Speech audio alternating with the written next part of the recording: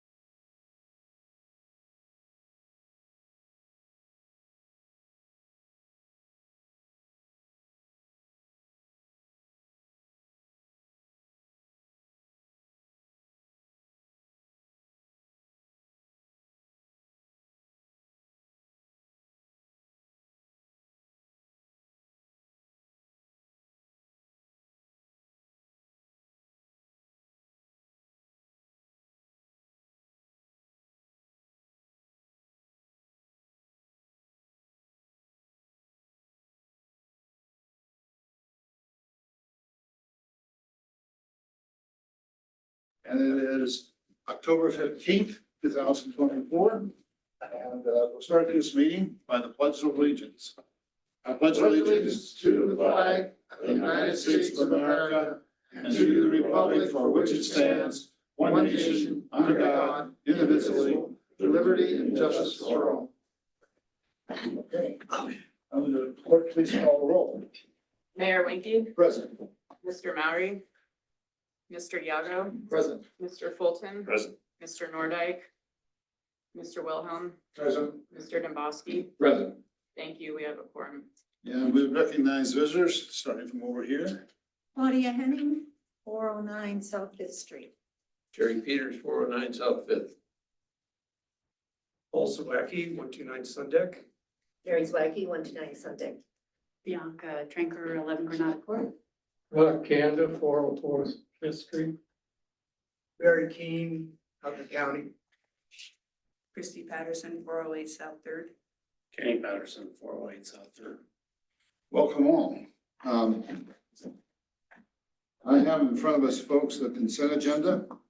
Accept the motion to approve. Make a motion to accept it. I'll second. Further discussion? All in favor, say aye. Aye. Opposed? Oh, I have to recognize people online. Clay, how are you? I'm great, Mr. Mayor. Thank you. How are you all? Very good, thanks. Good. Okay. I'm sorry, I did not recognize you. All right, here we go. So we did that. Okay. There are no old business coming up. New business, consideration request to approve a domestic violence awareness month proclamation. Crystal Sumter. She's not here. So we will, if she comes, we will do this, or do we need to do that? Do we need to hear her, or can we just approve it? I don't know what you think. They've asked him for it before. Yeah. Yeah. They made a presentation before. Well, she was supposed to do it, so we can go to it. I can read the proclamation. I read it. We read it. You've read it. Oh, yeah. Okay, so all in favor? Well, one thing I have is a typo. What was it? I'm sorry. On the phone. Oh, yeah, it talks about, violence to women and to men, and then it says her. So I suggest change it to their. Okay, she drafted it. She and I can drafted ask it. her, so yeah, That's why. if she Everything. comes in. So shall we approve the proclamation? I'll accept the motion then to approve the proclamation. Approve it. And so Mark approve. A second. Okay, it's been approved and second. Mark and Randy? We're gonna have her make the change from her to there. Yes, with the editorial change as noted. My bottom. Okay. Discussion? All in favor, say aye. Aye. Opposed? Motion carries. Presentation by the Department of Local Affairs Representative. I don't see her here either. Mr. Winkie, she will be around 10 minutes late. Okay, we'll come back. Consideration request resolution placing a mural on the east side of the building located at 402 Main Street for Brian Fusco. Is Brian here? I'll be representing. Okay, what building is this, Bob? It's his building, but I'm gonna put it on the side of his building. What building is? 402.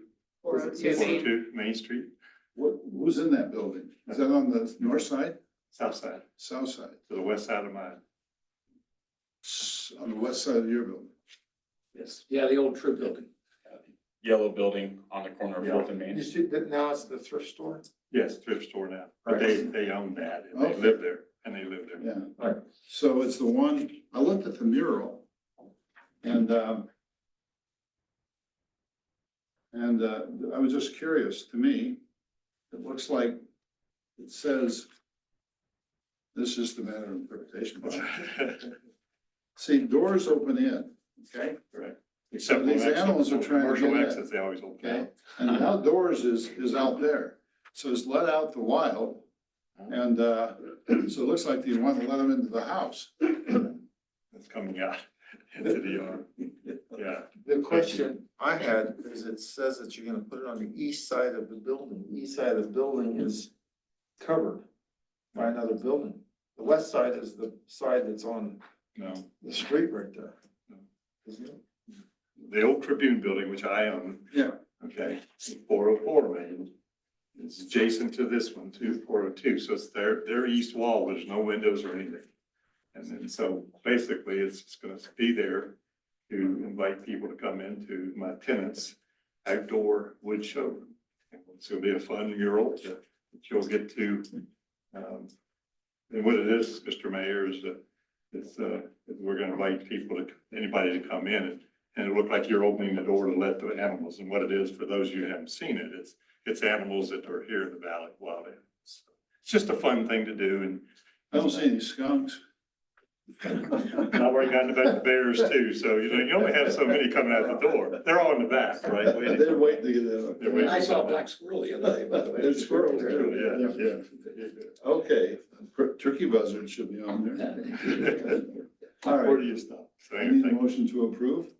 I've got a question. Question, sure. Well, why don't we do that in discussion? Okay, if you want to, that's fine. A motion to I approve. can't vote. Right.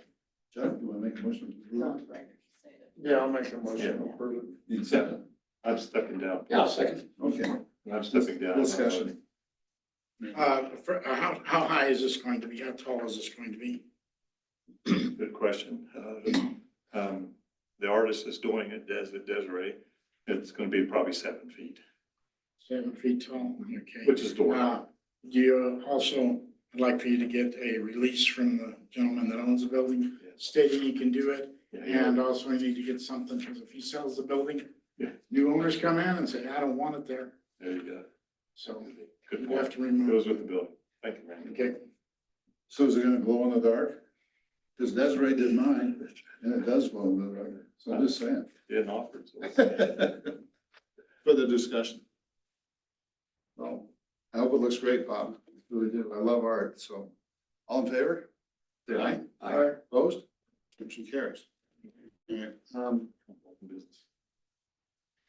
right, consideration request to approve resolution 7/2024, placing in, that's it right there. I apologize. Been going on.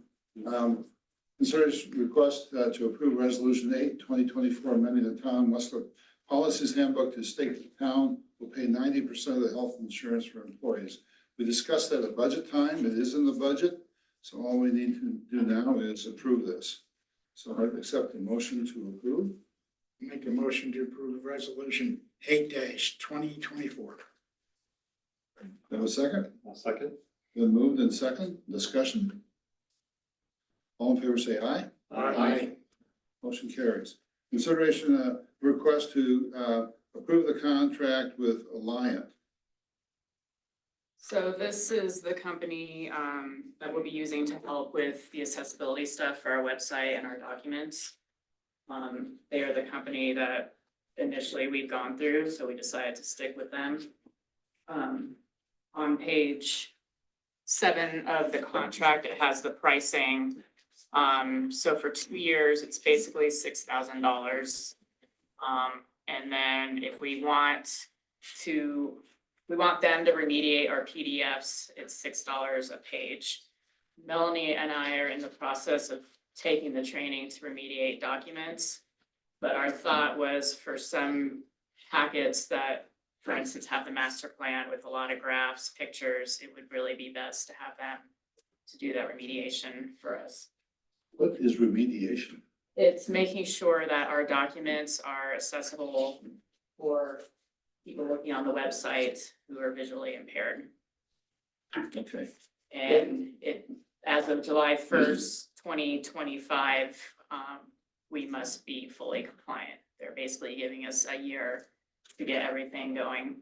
So this is an unfunded mandate by the state, right? Yes. We did put it in the budget, and I think you explained it at that time. Questions? Questions?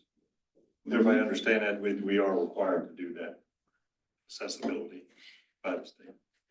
So, all right, so I'll accept the motion to approve. A motion to approve. Second, Go ahead, Randy. I'll second. moved in second for the discussion. All in favor? Thank you. Okay. Thank you. Consideration request to schedule the December Board of Trustees on December 10th rather than 17th in order to adopt the 2025 budget. You're required by state law to have it done by that date. 15th. Yes. So those of you who are addicted to town planning, town board meetings, move your calendar up to December 10th. We've had some people join us. Yeah, Oh, and Fusco? Brian Fusco. Okay. Oh, you're the artist. Oh, it's gonna be on Bob's building. Good. It's our building. Your building. I'm sorry, next to Bob's building. Okay. Welcome. Welcome. And that just got approved. Jordan, how are you? Yep. And, okay. All right, so, next item is we can. Paul, I don't think we made a motion on that date change. Oh, I thought I did. I'm sorry. I need a motion to approve. I make a motion that we change the date from the 17th to the 10th I to will. work on the budget. Second, and it's on my calendar. You approve, second? All in favor, say aye. Aye. Well, motion carries. George, excuse me, Paul, you may have to move because of the camera. Oh, my big blonde head blocking everybody. You can sit in the corner, Jordan. There we go. Thank you, You George. don't even have to face the coin. There you go. Okay,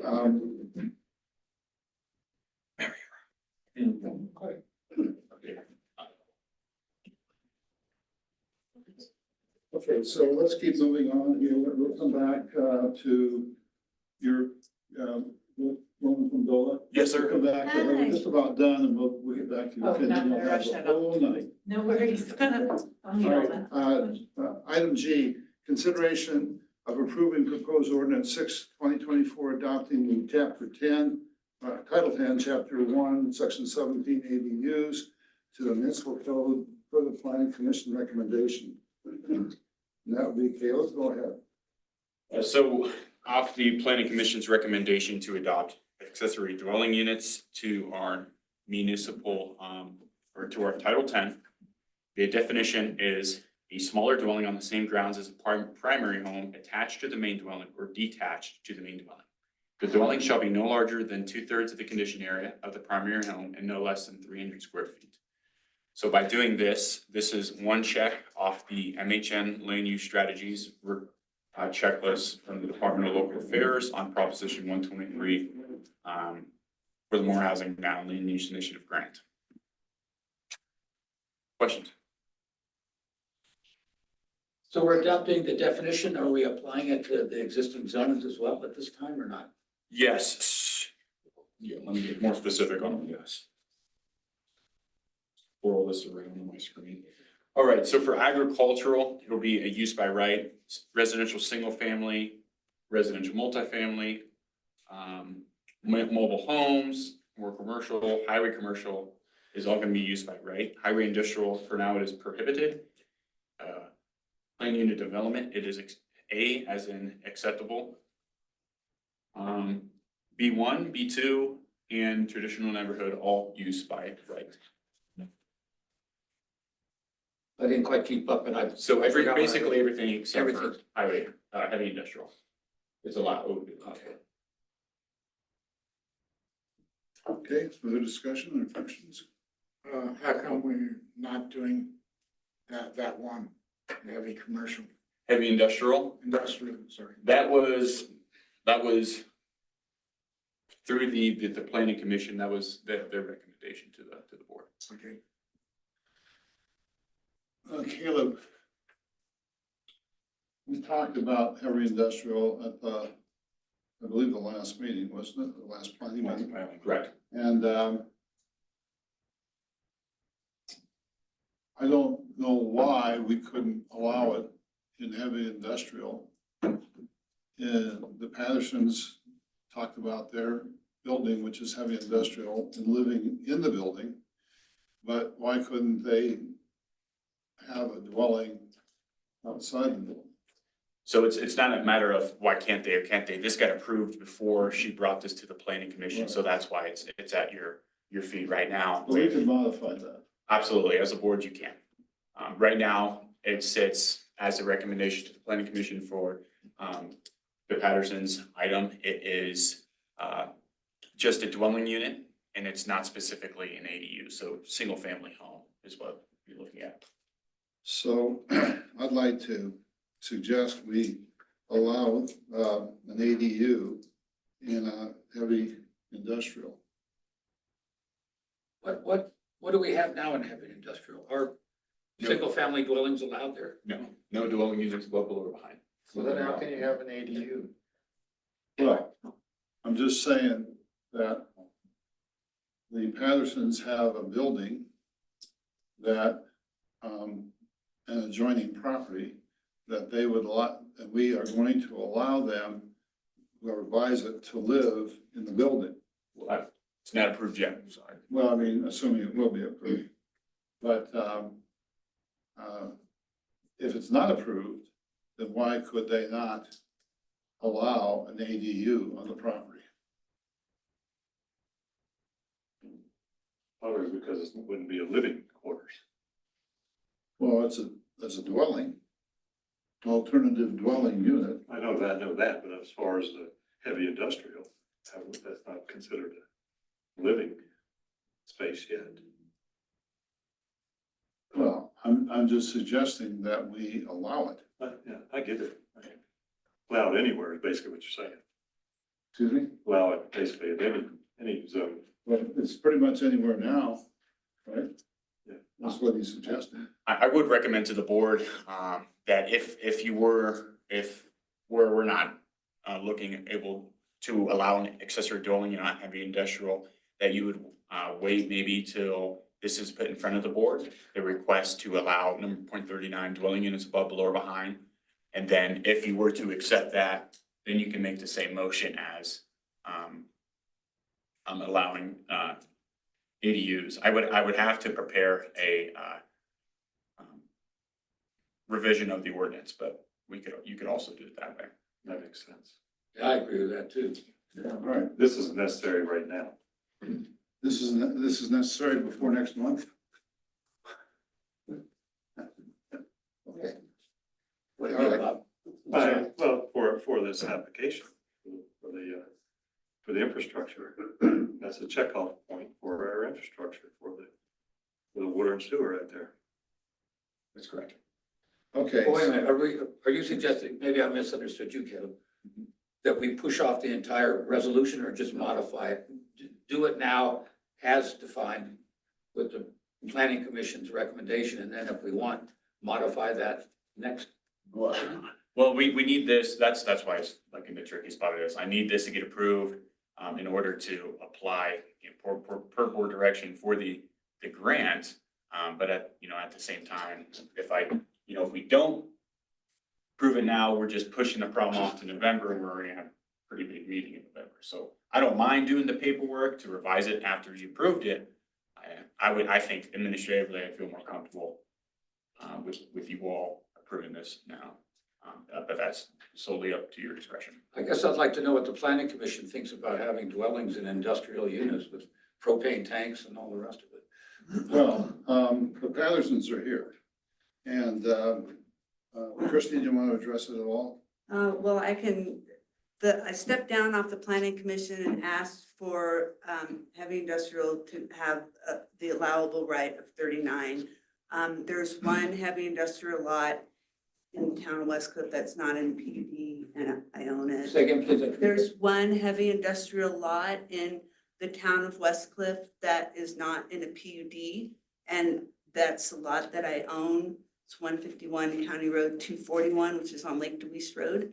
And so when we think, what I had said was when we think of heavy industrial, we do think of all this major heavy industrial, but that is a 1.95 acre lot sitting in the town of Westcliff. And if you look at the allowable uses, what's in the Title 10 right now for allowable uses, there's not anything that's like what we think of as heavy industrial. You can't have mining there. You can't have a landfill there. You can't have any major heavy industrial things of that nature, just based on the Title 10 code.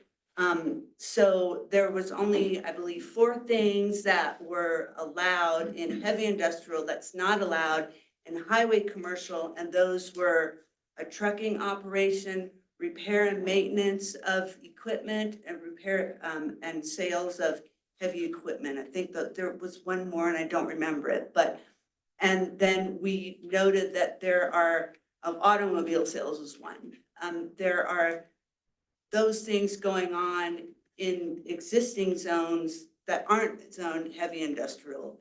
So the planning commission did make the recommendation to allow heavy industrial to have the same rights that the highway commercial, that'd be the closest zone to heavy industrial that highway commercial has. So that I was just asking to be able to allow living above, below, or I forget the exact terminology, to that shop that exists out there.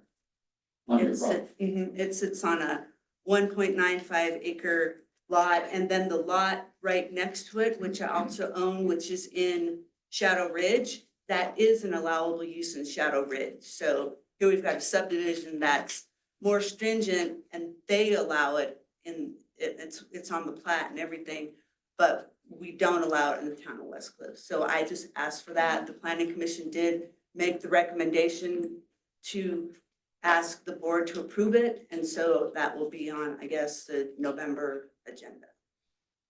So we'd be approving auxiliary dwelling units, not prime dwelling units. Is that right? That is correct. Well, essentially, yeah, I mean, Well, yeah. First you've got to approve the variance or whatever you want to call it first. Not necessarily. In November, and then the ADU because of this. I not necessarily. So dwelling unit above, below, or behind, it technically is considered an accessory dwelling unit in our code, but it's not really spelled out quite clearly. So that's why the accessory dwelling unit is there.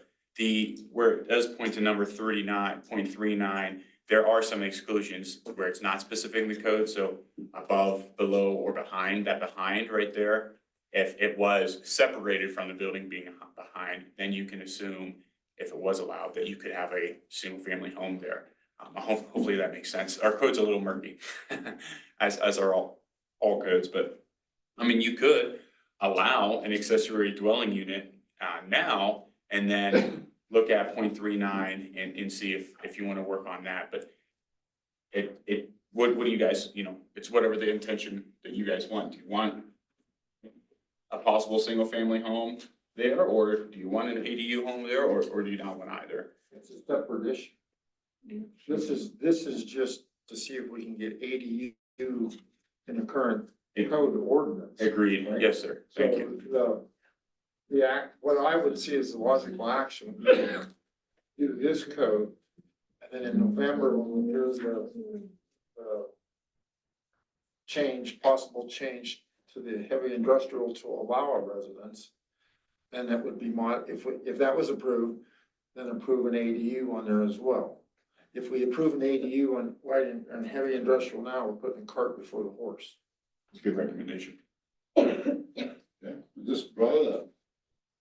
So what's the board's place? There's already a building on this property you're talking about. Yes. Correct. Yes. So I accept the motion to approve as is. I make a motion to approve as is. Motion, okay. I'll second. Discussion further? All in favor, say aye. Aye. Opposed? Motion carried. A motion is required in the discussion and consideration of amending the town of West Cliff policies handbook, section 203, performance evaluation. This is something that I am doing. You'll remember at the last meeting, I talked about management objectives and using that process as a vehicle to manage and evaluate staff performance toward achieving objectives. You have in front of you the existing document out of the handbook And it just says here, supervisors and employees are strongly urged to discuss job performance and goals on an informal day-to-day basis, additional, formal, and so forth. Effective immediately, I'm skipping down to the second paragraph. Effective immediately, all employees will establish individuals' goals for the year. And this will be, reviewed on a 12-month cycle. So I took part of this and I put it into the new document, which you have in front of you. I modified the management by objectives because the one I used was specific, had names in it, Aaron and Caleb. I took it out, so it just means for any town clerk or any town manager in the future. And I also, Caleb suggested, which I think is a good idea, that the board gives some guidance to the staff on what we as a board would like to see in the future, next year, let's say.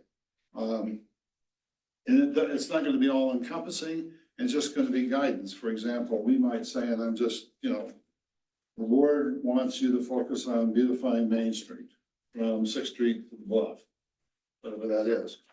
Then it would be up to them to come back with some plan to get that done, cost, time, steps to be taken and so forth. But they then will also may have things they want to pursue and achieve as well. And we may have other things we want to give guidance for it too. Now, I recommend in my document, this be done before the budget planning process so that the board has input to the planning process. As it is now, the staff puts the budget together and we don't have any input into it other to talk about the individual specific items. We could always say, we want to do this for the parks or that, but why don't we get that done at the beginning of the process so the staff can figure out what that would mean, put a plan together, cost estimates, et cetera, so we can get into the budget. And then we would use management by objectives as outlined there in front of you to work with the staff and the staff would, the mayor, the clerk and the town manager would report to me. And I'm willing to do this. I like to do this. Actually, I've managed by this, used this for years. And then we would go back to the scale of performance, which is in the existing document of rating for, a rating of 1 would mean something, a rating of 2 or 3 or 4 or 5 steps and 5 completions, or 5 levels of completion. So that's what's in front of you. I really went over it quickly. I'd be happy to answer any questions. So we need a motion to approve. I'm sorry? I'll move them. We don't need it. So, We don't need it. Sorry? make a comment?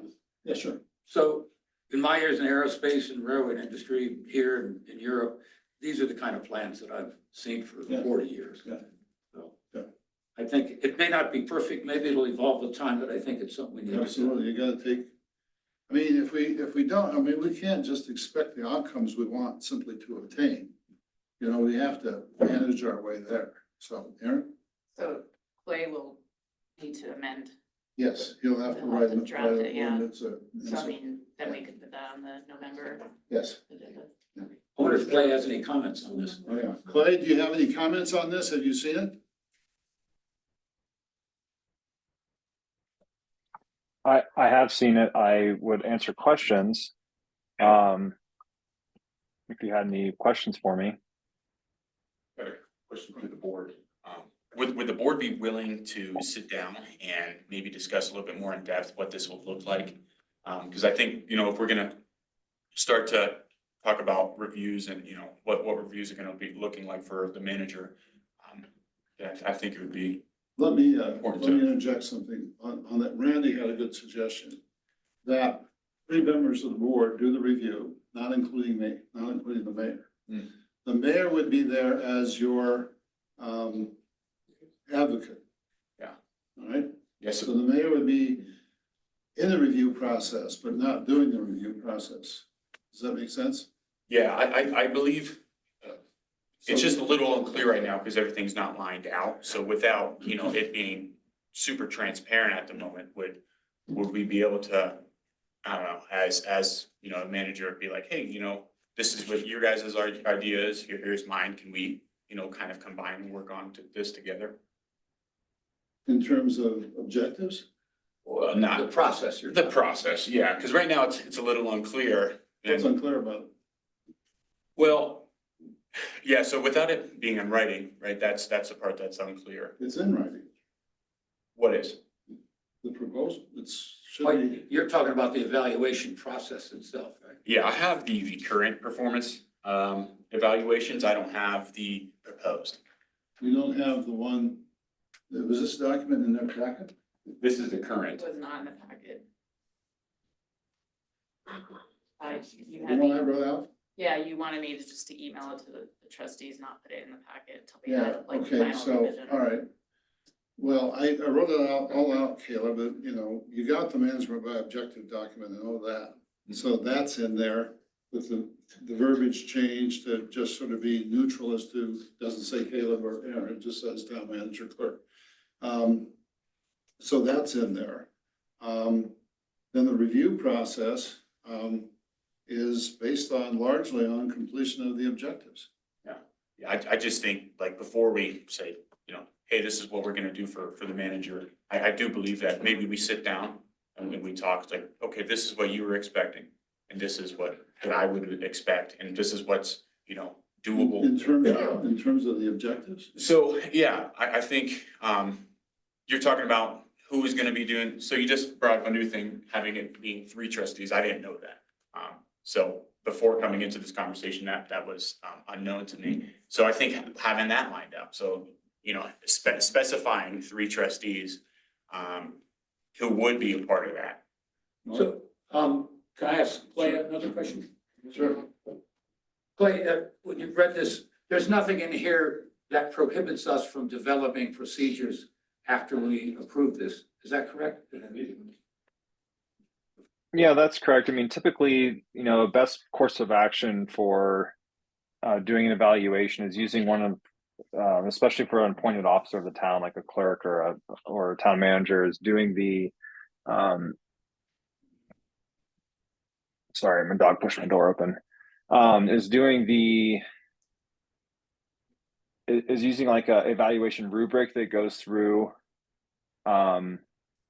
you know, I've done it for many towns where it's between, you know, 6 and 8 different assessments, and then you know, you put it on a number scale and you allow the board to, everyone on the board to do some sort of performance evaluation.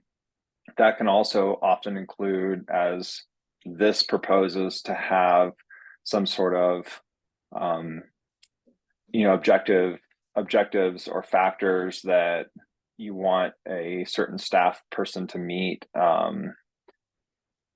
You just have, you know, my one, I have, and I've looked at that document, and I haven't seen, I understand what you're talking about as far as process, but you one thing that is important is making sure that, you know, the objectives aren't attached to third party performance, right? So they'd have to all be completely stovepipe objectives so that you can properly evaluate a staff member's performance that doesn't depend on another staff member's performance or some sort of abstract factor that they don't have control over. So that's really all I have to say about performance. Other than that, the board, you know, it's your hire. They're, you know, I'm an appointed officer. Caleb's an appointed officer.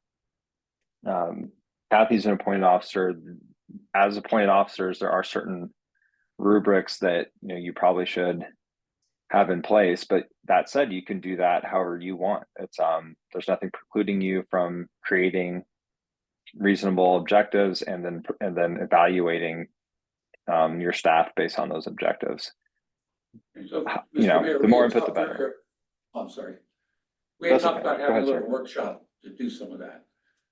I'm sorry, We had talked about having a workshop, to establish objectives. no, to establish like the form of the forum, you know, and to formalize more of the process of the interviews What interviews? with the employees, with the appointed officers, yeah. I'm not quite understanding what you're saying. Well, about a month or two ago, when this came up, Yes, we had suggested that maybe we'd have a workshop for the board to go over the forums used, the scoring mechanisms, that sort of thing, the nuts and bolts that this thing supports. And I think that's what you're That's what talking Gail about. was asking. Yeah, yeah, and it would go over things like, okay, well, September, we're gonna get together, do this, the evaluations would be based off, let's just say for a manager, right? 5-year capital plan, things like that. well, let's say you had an objective to beautify Main Street, Okay. okay? And you wrote it out, these are the steps I'm gonna take. Mhm. This is what we're gonna do on each step. This is what it's gonna cost. Mhm. And we would say, yay. Yeah, so, I'm sorry, let me finish. So when you're working with me on a monthly basis, I'm gonna go through, we're gonna be doing that together. And you'd say, hey, Paul, I can't get that done because of whatever. I'll say, well, let's make an adjustment and so forth. So we would come back to the board and then tell the board at the monthly meeting, here's Caleb's objection, here's Aaron's, and we had to adjust these because, for these reasons. And so it comes back and then you won't be held accountable for something you couldn't do because it wasn't possible to do. Does that make sense? yeah, all that's clear. So So, this would need to be done, so these are reasons why you bring it up with the, manager or staff or the point officers, it's like, if we weren't clear about when we were gonna do this, and that's the reason why this says September, is because it's hoped that the budget's placed after, is that you'd want to set your objectives during the budget time, so when, for a manager, these capital improvements are already accepted, right? So you're moving that at the same time and not having to switch things around last second. Hopefully that does make sense. So just little things like that before we approve it, I think we should look at this a This little bit doesn't more. call for approval. This is just, we're just discussing. Oh, my apologies. Yeah. well, it says here. And Mr. Mayor, I did have one thing that came up that you mentioned, and I wanted to just kind of put on your radar, just to think about a different possibility is if you appoint a subcommittee of 3 members of the board, every time that subcommittee meets to deal with this, they're going to have to notice it, go to a public meeting, record it, etc., because you're into COML requirements at that point. If you have a smaller subcommittee of 2 that is doing some of the workshop sort of nuts and bolts behind this and put it together, have them work with me or another consultant on however you want this to look, then you're not subject to putting this into the, not that it's won't be transparent what the final product, but a lot of it is going to inherently be discussing personnel issues that might also be protected under exceptions to CORA and COML. And so my suggestion is to not make a public meeting of it every time you want to discuss it. If you wanted to do a subcommittee, I would recommend 2 board members versus 3. But Yeah, of that's course, what it's That makes sense. That's what I was talking about originally, was 2 board members and the mayor. The mayor would not be a voting member of that. Would that require would that be okay? 3 board members? No. Okay. It doesn't matter.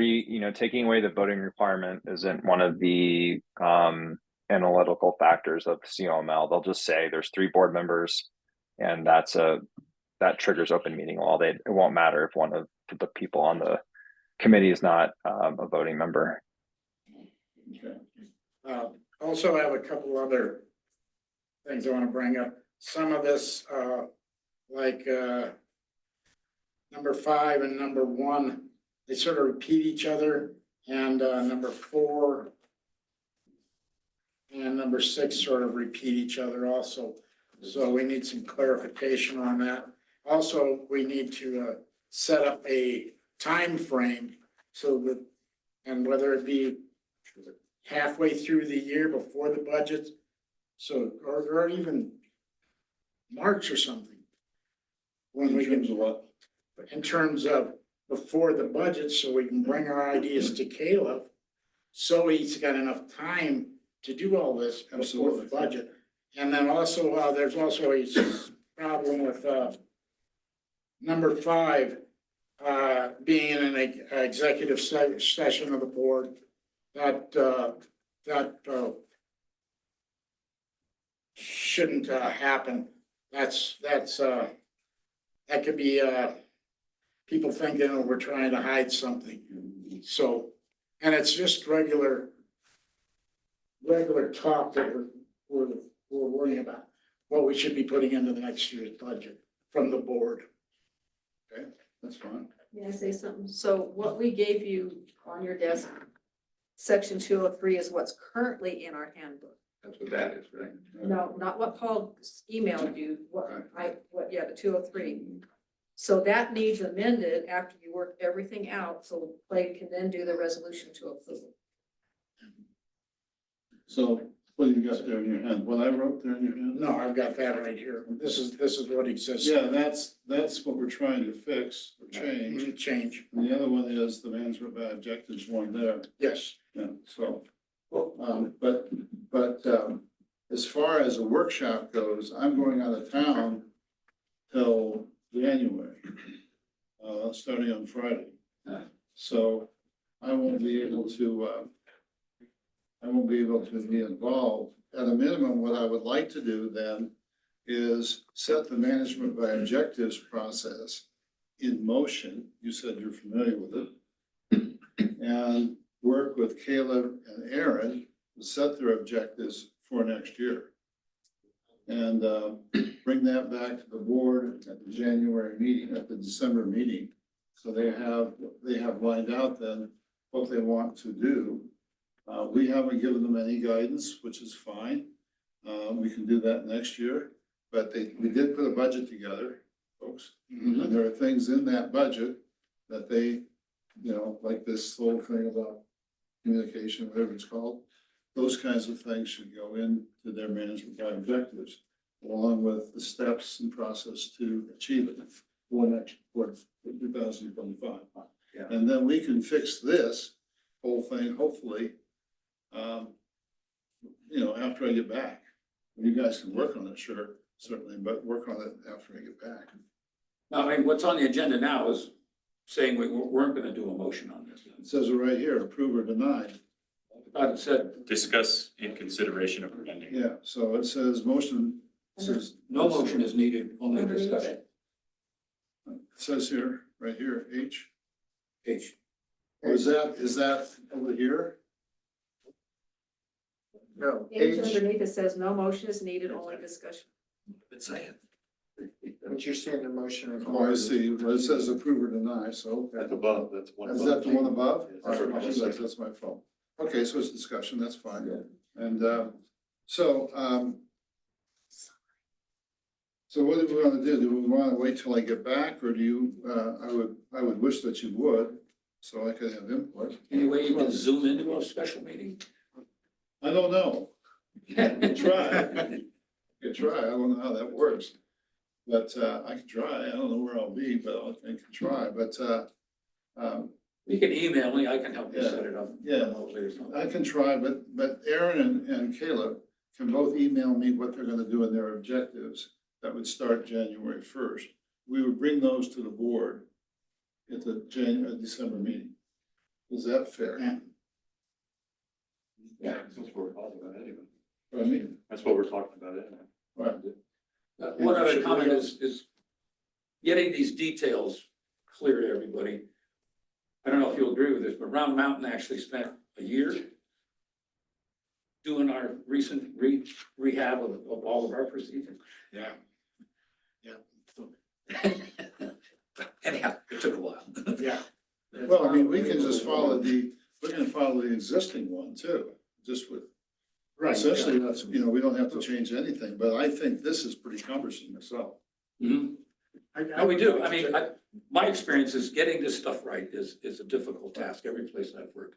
And in some cases, we were subject to federal contracting rules and all that, and so it gets really kind of, You turn it over to the lawyer and let him start working on the wordage. Well, I think before we do that, we've got to figure out what we want. yes.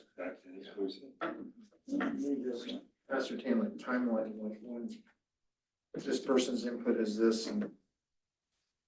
Again, the objectives are gonna come together from both.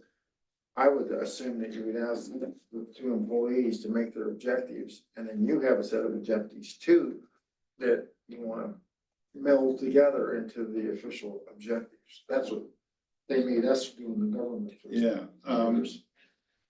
well, at this juncture, I think that, even if we had approved this, Caleb and Aaron would be really, stuck with what's in the budget. And there could be some other things too that I would like them to work on, but basically, the resources they have are in the budget. And so I could say, you know, I want to beautify Main Street, but we didn't budget for that. So all I'm saying, there'll be some things, Chuck, that I would like them both to work on, which aren't, they're not, I don't think they're budget dependent, let's put it that way. But, and I hope to, you know, I've talked to both of them, but I can talk more to them too before I leave, so. Anyway, so. Okay, so this is a discussion, and discussion's over with, so are you guys gonna have a meeting when I'm gone, or are you gonna wait till I get back, or what are you gonna do? Suppose we have a workshop and see if we can get you zoomed in. Okay, I can and you prepare can email me on that, so. I can prepare some documents in the meantime of what other towns use, just to give you guys a You know, gauge. Caleb, why don't we do what we wanna do? Look at that. Well, that's totally fine, but I can recommend to the board. I'm just saying. What needs to be I've recommended. worked with management on tech, on the whole program. Yeah. Works pretty well. That's fair.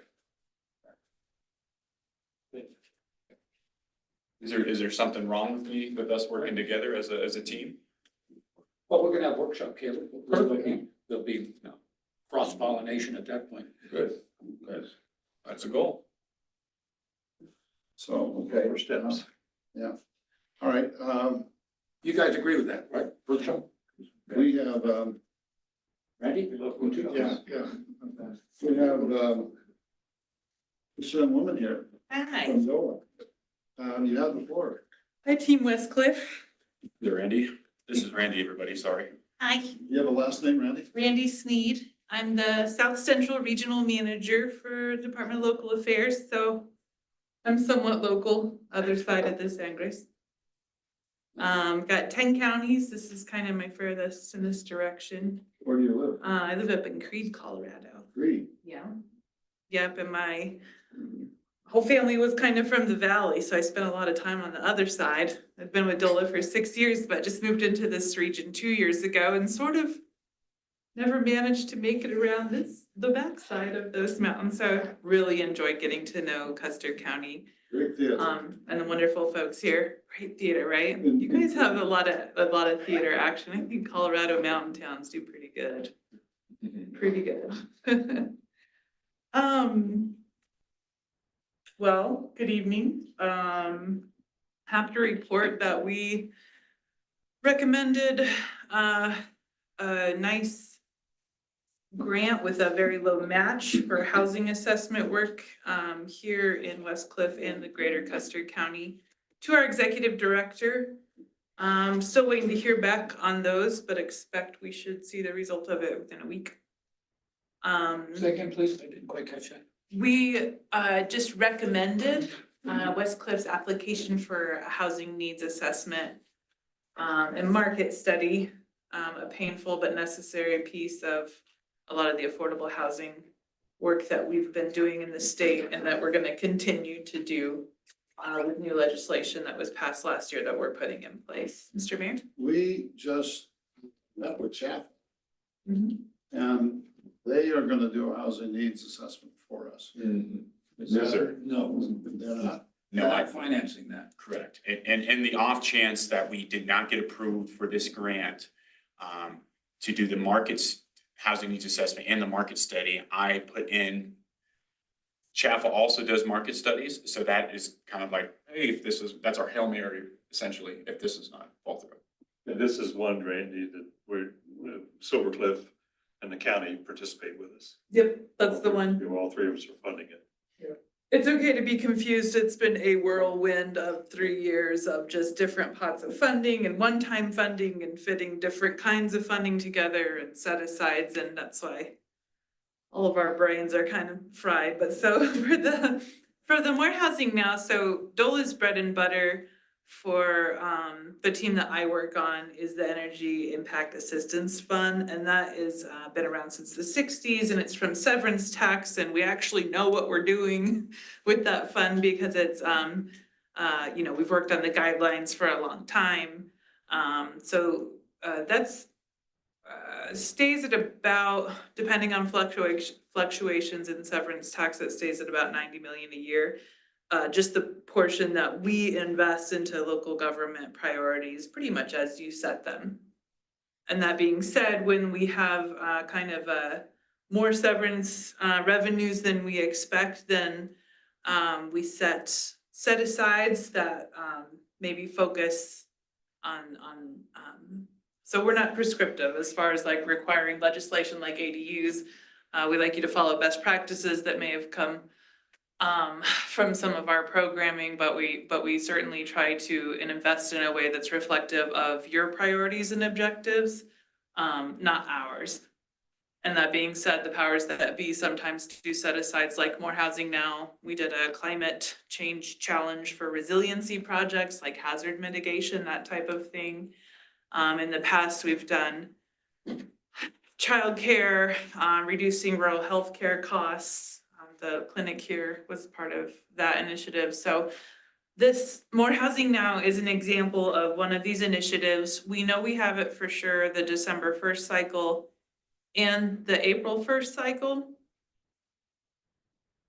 Not super clear beyond that because severance taxes are kind of tapering off. And the legislature did, for the first time in 15 years, use some of that money in the last session. So that's always a possibility. We have kind of a wild state budget.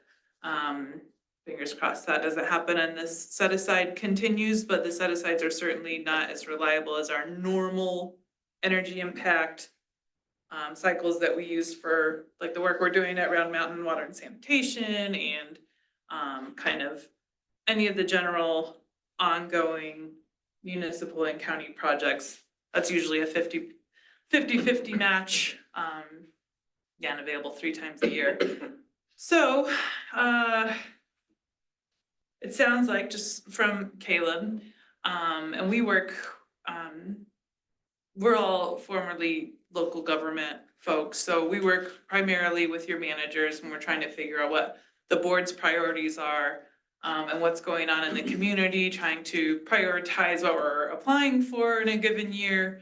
And that being said, anything that you apply for, especially if it's for sort of the big dollars, like the $2 million More Housing Now grant, we're gonna wanna, assurances that this is the board's top priority, that you guys have done some work on capital improvement planning and making, sure that you're having those conversations about, this is the most important thing for Westcliff for 2025. That sort of thing. So we also, Caleb had mentioned kind of preparing and being more competitive for this grant. Again, we're not prescriptive about what legislation is right for Westcliff, but it helps in your application. We've developed one of the, benefits of working for DOLA, and maybe one of the headaches for working at DOLA is we're a great incubator of funding. So we often get kind of dumped in one-time fund programs that we have to set up and process. One of those was the innovative affordable housing something funding that came up with these strategies we still use to sort of apply to most of our communities. Have an old crusty model land use code that sort of some of the things that made it all the way to today don't make sense, especially when we're dealing with a crisis in affordable housing. So just to clarify, when I go and present to my board your kind of funding application, and you've adopted all these different strategies and, been kind of brave and willing enough to deal with a lot of long planning and zoning meetings and headaches to go through your code and get rid of some of those barriers to affordability. Then that shows us that you're, kind of behind this project and willing to do this work. So really helps me make the case for you. That's about what I have for more housing now. For Prop 123, you guys are opted in, I think, or correct? Yeah, right. And that's another area in which it wasn't right for every community. We certainly promote it, and it's a good way to, I think that particular funding opens the door more for developers to be able to access funding, rather than you kind of being the developers and realtors and all the other things that local government wasn't supposed to be, but now we have to be. But that's certainly advantageous and looks really good for your application that you took the plunge on Prop 123. So questions do you have for me? I see right at the top of your checklist that Caleb provided us. And this is affordable housing West Cliff. We, around the board, understand we need workforce housing. Mm-hmm. A lot of people who live here, work here, can't afford to live here. So I think a lot of people face that problem in Colorado. A lot of towns do. So we recognize that. And then one of the questions is, how do we or can we restrict it to workforce? Sure. I know this is particularly, I live in a place with a lot of second home ownership too, and one of the strategies, well, there's and this will all have to be kind of approved through your legal team and figured out.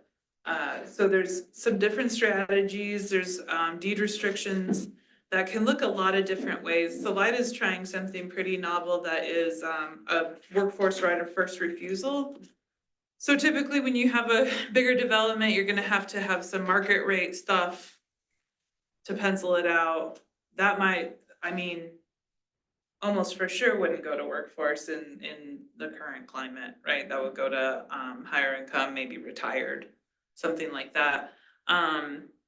So what they're looking at to sort of balance those units with really, really affordable units, like for students, and then like a middle income workforce unit, is to do some of the units workforce right of first refusal. So it has to stay on the market for a certain amount of time before it goes on the open market. There are, if you end up utilizing funding that's like, a lot of our division of housing funding is federal, then it gets into a lot more restrictive, like permanent affordability metrics that you have to meet a certain amount of AMI. I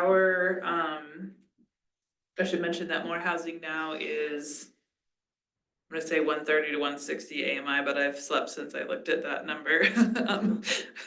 But it's something that we've dumped a lot of money into horizontal infrastructure to try to reduce barriers to affordable housing, and trying to do our best to make sure that we're funding just that part, and making sure that someone's around in 10 years to check and make sure that the communities have been true to those expectations. But it is sort of a leap of faith for us to, So we you're working on affordable housing, or we're sort of trusting that you're keeping that with some mechanism. On this checklist, you have 120%, so that's changed, you say, of AMI. It's not changed. If it's on the checklist, that's definitely what it is.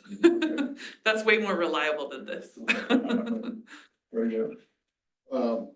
And you say at the first one, use vacant publicly owned property for affordable housing, and we've done that. We've got a nice chunk of land that this would fit nicely into. I visited. You visited? Yeah. Yeah, okay. So if we Now, I think that, you know, if we just get a grant to plumb that with water and sewer, that would be a lot less money than we're projecting. Number one, a lot less money out of your pocket, a lot less money out of our pocket. Sure. And obviously, we'll go slow, if you will, and then see if it works. That makes sense? Yep. And I'm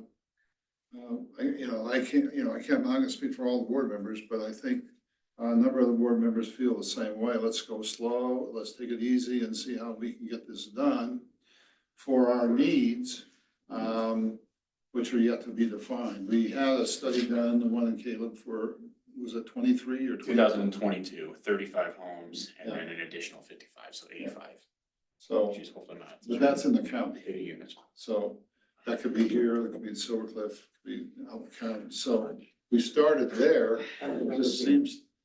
It seems to me like that would be the best, wisest use of our funds. Somebody might have said this might take, if we did the whole area that some are recommending, might take 35 years. Well, we have to put 350,000 in over, that's not a very good return on the investment. Yeah, so that's my thoughts, and I'm not gonna speak for anybody else. So when is the deadline to get this grant in? That, you said November, is that the deadline? I'm certainly not envious of kind of balancing those things because you have a more recent housing assessment than other communities. Yeah. And that's kind of a hard piece that you'll be sort of waiting on when you need to commit to this grant. So we have funding, set aside funding. And what that really means is that there's more than $1 million available and the match is less than 50%. And that's, you can't sort of rely on that the way that you can our regular funding. So we know that that is confirmed for our December 1st cycle and also our April 1st cycle. And beyond that, we have to see what happens with severance taxes. So that is a little bit of the gamble with this funding. I make a point, I get a little confused. I think when we met with Chaffa, they were suggesting that to do a proper housing study now, it would arrive too late for the current grant application cycle with you guys, I think, didn't they? That's the new Senate bill, I think is you're referring to, it's where you have to Yeah. update new housing needs assessments. So yeah, right now it's kind of the perfect, I don't want to speak for myself, but I think it's a really good time to get the housing needs assessment. Because we know we do have a need, that was in 2022, and just, we know that nothing's been done so far. Right. So is the need worse? That's what we're trying to find out I mean, I've always thought that, it'd be pretty hard to demonstrate that the need is less. Right. Now, I don't know if that makes sense to your checklist approach to, I'm not trying to sound critical, I just don't know if you've got the wherewithal to take that into account. Right. We want you to do what's best for West Cliff. So that when you are, demonstrating commitment to affordable housing looks different here than it does in Buena Vista and Nido. So, that wrench is that the legislature did just, approve DOLA taking on a whole bunch of regional housing assessments. We just put out for our first 5 of, I think, 30 new employees, which is huge for us. We were a team of about 60 for our division. So we are, one of the things I'll be working with Caleb on is making sure that this housing assessment is compliant with the guidance that we're gonna release at the on December 31st. But the internal discussion was if communities are willing to get started earlier than we were able to launch, then we might as well support them doing that work. So that's, yes, Chaffa was right. It gets, all of housing has been, get as much as we're willing to do done when we can, when we have the funding. It's certainly trying to show good faith. sure. What And do you have. When do you think your bosses, pardon me, would be able to make a decision on this grant to support that housing survey? Would that So, be timely? I think we'll have that in a week. I'm sorry. we'll have the decision in a week. It takes me about 45 days to get the contract. And then as far as our bigger grants, they're 3 times a year, December 1st, April 1st, August 1st, and generally we'll have an award by the next. So if we apply December 1st, you'll have an award decision by April 1st and so forth. And then another 45 days to make. So on the needs assessment, on the grant, you said to get a contract, then you will Yeah. retain somebody to do it, the study? No, We will have We to. will have to do that. that's y'all's problem. We throw all it due in our respect. Well, we can open to some of these people in the public want to ask questions. Okay. Yeah, I think we're right Sorry, where I I might want have to to. ask questions. I'm very keen. I'm with the county's workforce housing committee. We've got dog in this fight. We're part of the matching. But we really need the housing needs assessment ahead of the May 1 deadline, right? And my question is, and I'm confused about this, is there any reason that Caleb can't release his RFP ASAP and wait on the money, not actually give a contract out to an entity, but have it all ready to go Sure. when you get your contract signed? Because I know that sometimes that could, I mean, for ours, we're looking at 4 months from the time we do our letter of, or time we make the application until we expect Yeah. fully to be okay to go off and hire contractors. But I don't want to, I don't want him to have to wait until he has a signed contract to go off into his RFPs. That's all serial and adding to the time. 100%. If I were a consultant, I might not bid on something that they're not sure if they have the money, but we should know that in a week. So you can even go as far as to award the contract. They just can't, work that starts anytime before we're under contract isn't reimbursable Right. or eligible as match. So that's just a little nuance of like the fiscal rules for But the state RFP, contracts, but you No can rules on that. totally get it lined out, get it advertised. If it were me, I would wait until I got an award though, just so that people are reassured, since it's a 90% grant. So this grant is for Westcliff, Yeah, but it will be a county-wide study. So I applied in the name of Westcliff, right? Westcliff is applying to include Silver Cliff and Custer County. Is there a match?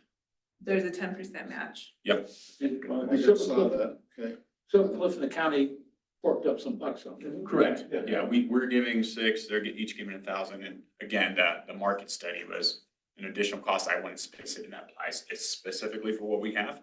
So that's why the more amount we have is there. And plus it helps sweeten the pot, right? Why not? Well, I certainly have no objection to working up an RFP. I don't know about you guys, but, I mean, you put a contingency in there depending on an award or something like that, right? He's got an RFP. By the time it that's gets to the 90%. paper, yeah. Yeah, I've already gotten the RFP. I'll throw that out. See it out the door. Yeah. I guess that's what I mean. I would. Sure.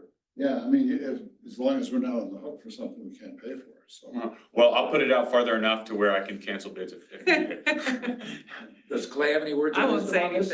anything. So I'm going down your checklist, density bonus for program for housing needs. What does that mean? So,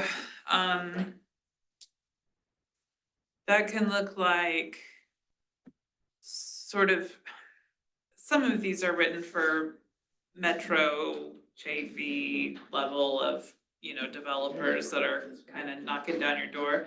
I don't think we live in those types of communities. So it looks a little different, the projects that we are doing down here. So like I said, these are recommendations that our planning team came up with that tend to remove barriers for affordable housing, but they're certainly not right for every community. And one size does not fit all in municipal government, as you well know. So that one would be for, when you start getting like around transit hubs and having different modes of transportation, that you're rewarding developers for maybe doing something besides a single family home that gets into sprawl, and that's kind of the intention behind those. So again, some of those aren't going to make sense in Westcliff. Randy, would you, if I may, would you say like if the more land use strategies we adopt, the better that could look on a grant application. That's right, and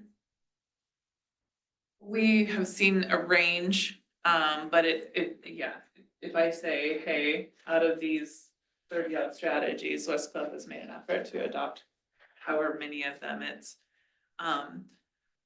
again, we all have local government backgrounds, we've got a lot of local government folks on our bigger committee, so we know how hard it is to tangle with those codes and make an effort to change stuff that's maybe been around 30, 40 years, so do what's right for the community first, and Caleb and I will craft it into something that makes you look really good. Yay. Anybody else in the audience want to ask questions? Christie, did you have any I have some questions? questions. Well, now I need to look. My name's Christy Patterson. So the More Housing Now is funds that's basically kind of overage from the energy assistant funds. Did I understand that correctly? Yeah, when those revenues are way up, we have a little extra that we like to invest into sort of special projects, Okay. And special initiatives. that money, that More Housing Now money is used for this housing needs assessment. That's what the grant is for. Yeah, we set up, I think this is the 4th round. So when we were standing it up, we wanted to encourage good planning. So when we have a set aside of the planning piece of it, we'll often drop the match to, very little to encourage participation.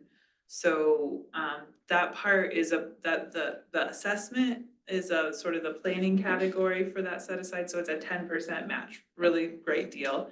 Infrastructure projects are 25% match with a $2 million maximum. And so this More Housing Now doesn't really have anything to do directly with the Proposition 123. I mean, Wouldn't they be sort proposition of. funds? They're not Proposition 123 funds. These are specifically, DOLA got about a third of those funds. We're doing my division is doing some local planning tech, like capacity boosting, like getting, if you started having developers approach you once the Round Mountain's problems are all solved and everything is all good. Yeah.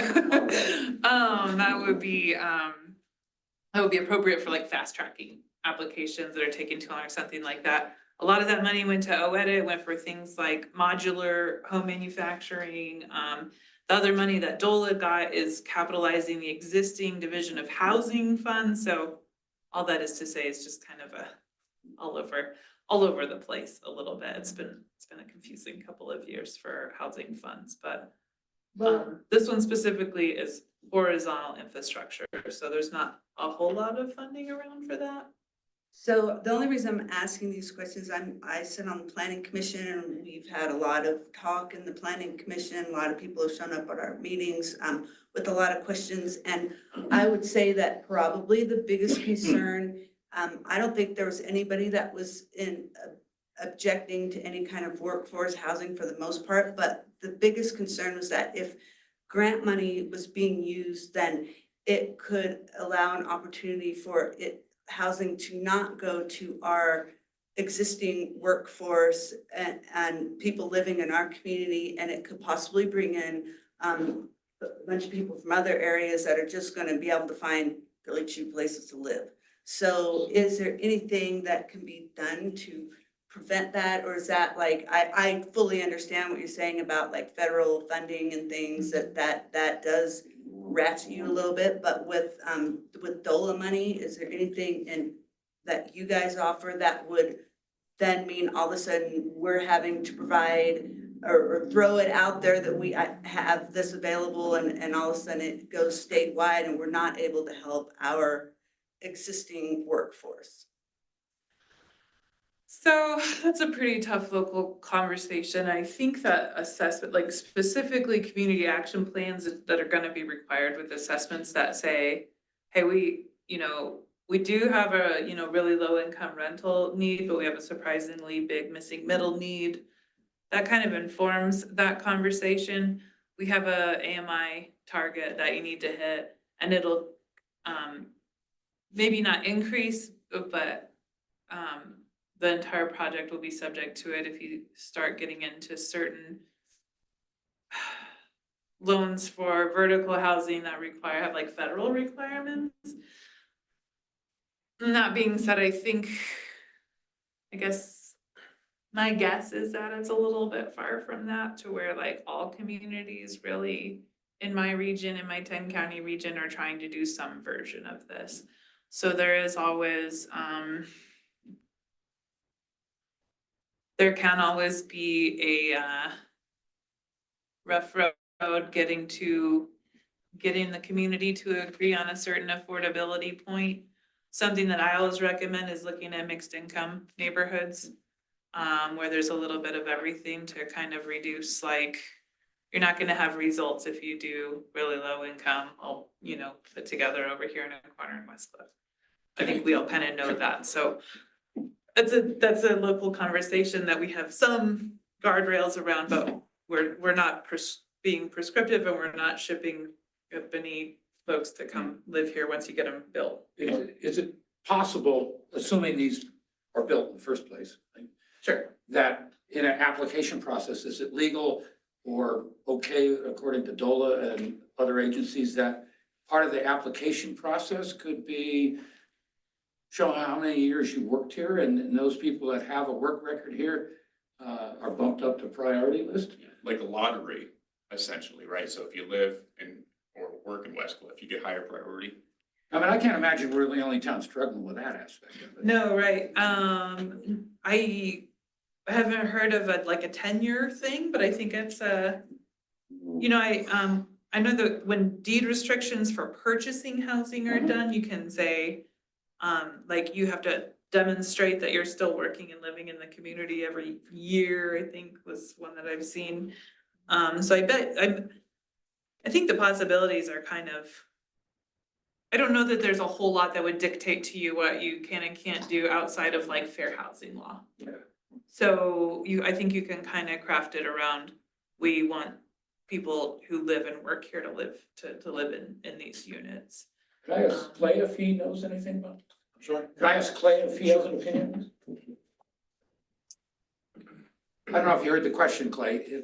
Assuming we get the workforce housing in the application for residency, or is it legal for us to put in some stipulation about, in some form or another, of years working in the county? Yeah, so you're talking about deed restrictions and, typically done through some sort of local housing authority or done by the board in order to meet, your affordable housing guidelines. What I see in a lot of other communities is some sort of like multifactorial system wherein, points are awarded for local employees, and then even within those categories, there can be prioritizations where, let's say, a local employee that's at 120 AMI,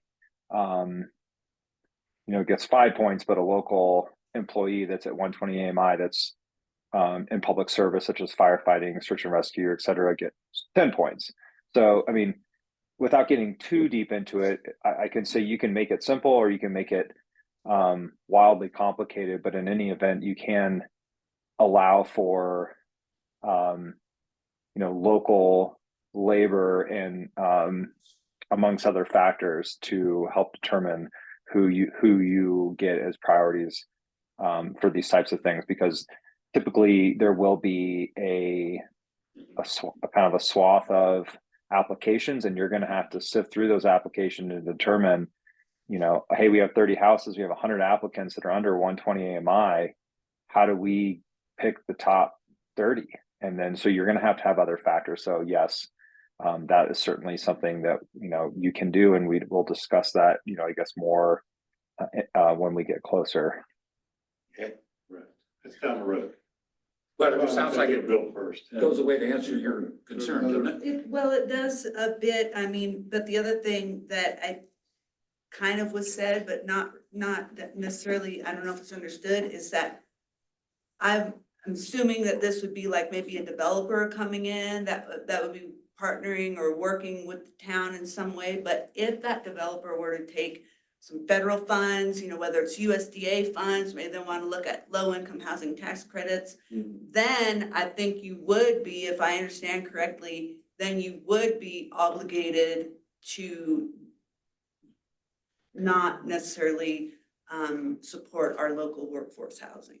Not if, I think a lot of that's not necessarily true. So if we owned, let's just say we owned it and then we leased the land or the buildings out to said developer for the construction, and then once they finish that term, we could lease that out to a housing authority, right? So that they can dictate that. Now, the developer will still be able to get below income house credits or new market house credits during the construction phase of that, right? Because eventually that gap has to be closed. Essentially, you're saying it costs $400,000 to build a single family home. Our affordable building rate is $200,000. Someone has to close that gap. And just because that gap is closed with different funding sources doesn't necessarily mean all these stipulations are attached to it. Now, if the developer we just gave it the land over to the developer to own it, that specific own. Brandon, stop me if I'm wrong here. That would be different. But if we gave the land out to the developer to build on that, rather than charging them the cost of land, retain ownership, let a housing authority manage it. I don't think it would necessarily disembark any chances on a lot of the system on the fall. The struggle we've seen more is probably keeping it affordable and still penciling out. The developers have had a hard time kind of doing much in rural communities. I got another process and timing question. Forgive me for this, but where the county is working on a really narrow window, we plan to have a shovel-ready project in Silver Cliff at the end of the time frame for which we plan to have a grant through DOLA. And yet the front end of that is May 1st. Back to this. Now we know that Caleb can send his RFP out at any time, but I know that Senate Bill 274 is where you guys got all the new labor, and you're promising a new set of guidelines for housing needs analysis. This is not helpful. Where are we? It seems like we're caught in the middle. Well, he's gonna have RFPs ready to go. You're gonna provide a grant before, it sounds like the timing could be before you've actually given the new guidelines. Where does that put the recipient of the RFP and or the town of West Cliff, Silver Cliff, and the county? What happens? In other words, are we gonna have to wait for those guidelines? No, they're coming out at the end of the year, and all that we are doing is requiring them. And to be honest, by the time we get under contract, that's gonna be a couple weeks. So we are asking. So we don't really anticipate being able to fund regional housing, and that remains to be seen, but we're trying to kind of hedge our bets with communities that want to get a jump on it.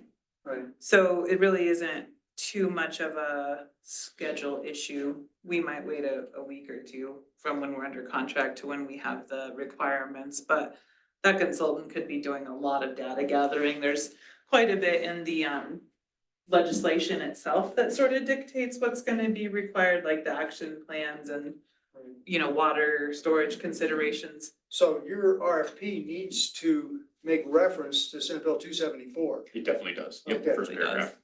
Okay, thank you for that. That's so helpful. I mean. Sure, giving sorry real that dates- it's so murky, Oh, like yeah. it's been a Well, I mean, if we confusing miss the May process. date, all right, we won't have anything in 2025. We've been working on this for years. We'll be out into 26 before we'll break ground. That's Well, a disaster. The first step is it's April 1st, not May 1st. Well, you're talking about okay. the Energy and Mineral Fund Okay. program. We're talking about housing program. Okay, good. I wanted to make sure that was. Yeah, you're concerned about this, how do you control who is there? The county's working with Upper Arkansas Area Council of Governments to be the manager. Okay, we're going to deed the Do they land. do this now? God? Yeah. They're in the middle of processing this. Yeah, they do, and so they will take control over the whole property management aspect of that. And they have a pretty good plan on how to sift through applicants. And our threshold is well below the 120. We're down more in the 70 area, AMI, so. Yeah, okay. When DOLA, when you, for the grants for the subsidy to quote plumb the area, what, other than just the request, what are you looking for in terms of our plan? What do we have to pay attention to in terms of a plan to do it and I mean, even though we can't get water and sewer for maybe 3 or 4 years, I don't know, you guys might, I don't know. They're all sort of, Moratorium's lifted as far as I you know. know, pardon me? Pardon me? So the moratorium's lifted as far as I know. It is. The moratorium's lifted on what? Round mountains. Oh, yeah, well, then you gotta pay $30,000 for a tap.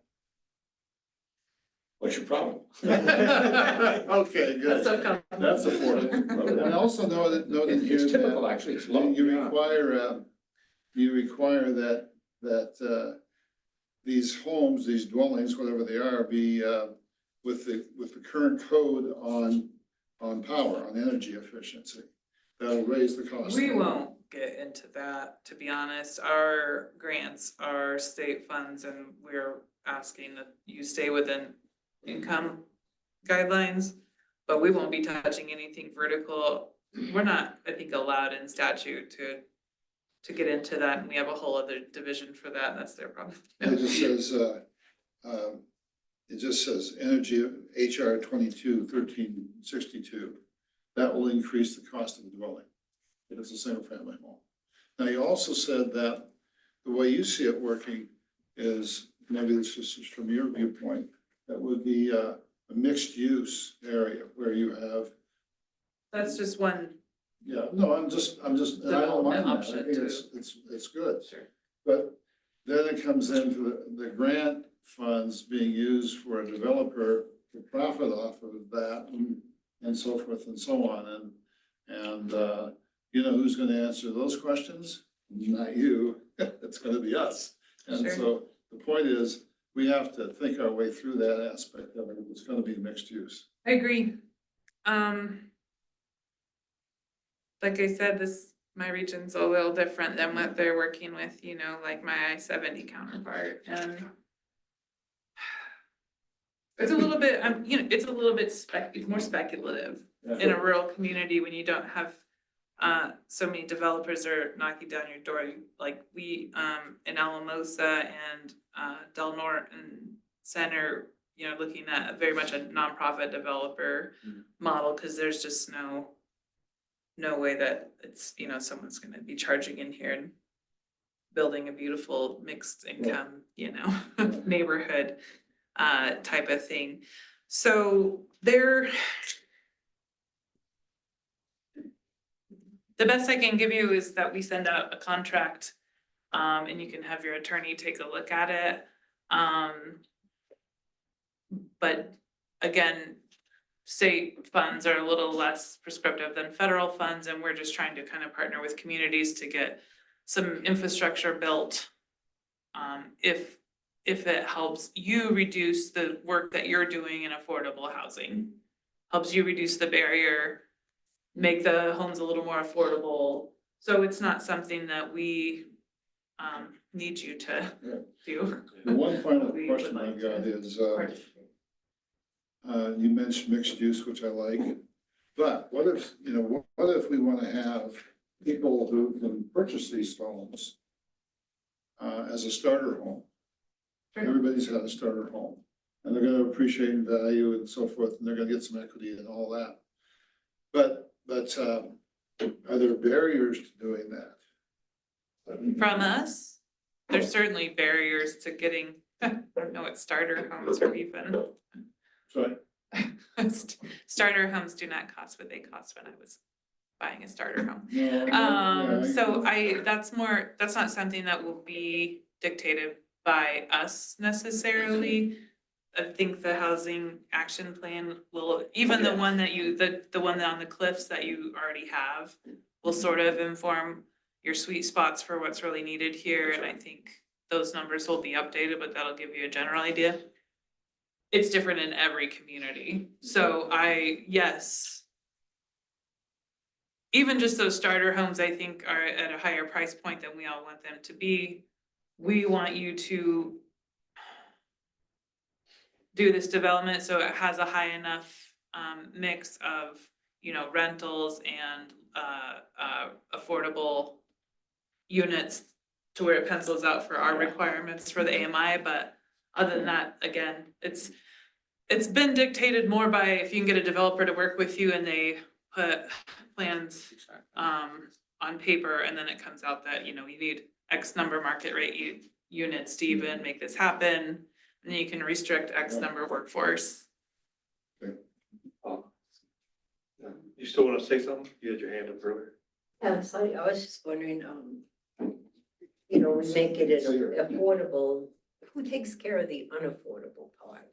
Because a developer who comes in, who, if you sell a house, that's, you know, that's less sustainable, you don't have, but you're gonna have apartments, how do you sustain that? If you have someone that's, I just don't understand where this money's gonna come through for the unaffordable. Do you mean like really affordable or the Well, ones that are market rate? I'm just saying that if someone comes in and they pay only 30% of their salary. Sure. So now say their salary is what, 20,000. Right. So how does someone afford to keep that apartment sustainable when that, they Like have an no entity? Yeah. Not-for-profit property management. Yeah. Excuse me? Not-for-profit property management. There is no profit in it, okay? That's why the market hasn't done anything about this. You gotta have a not-for-profit property management like UACOG to run the thing. You just can't do it down in that range you're talking about, which is some of what we have to deal with here with workforce in Westcliff. So how does that become sustainable?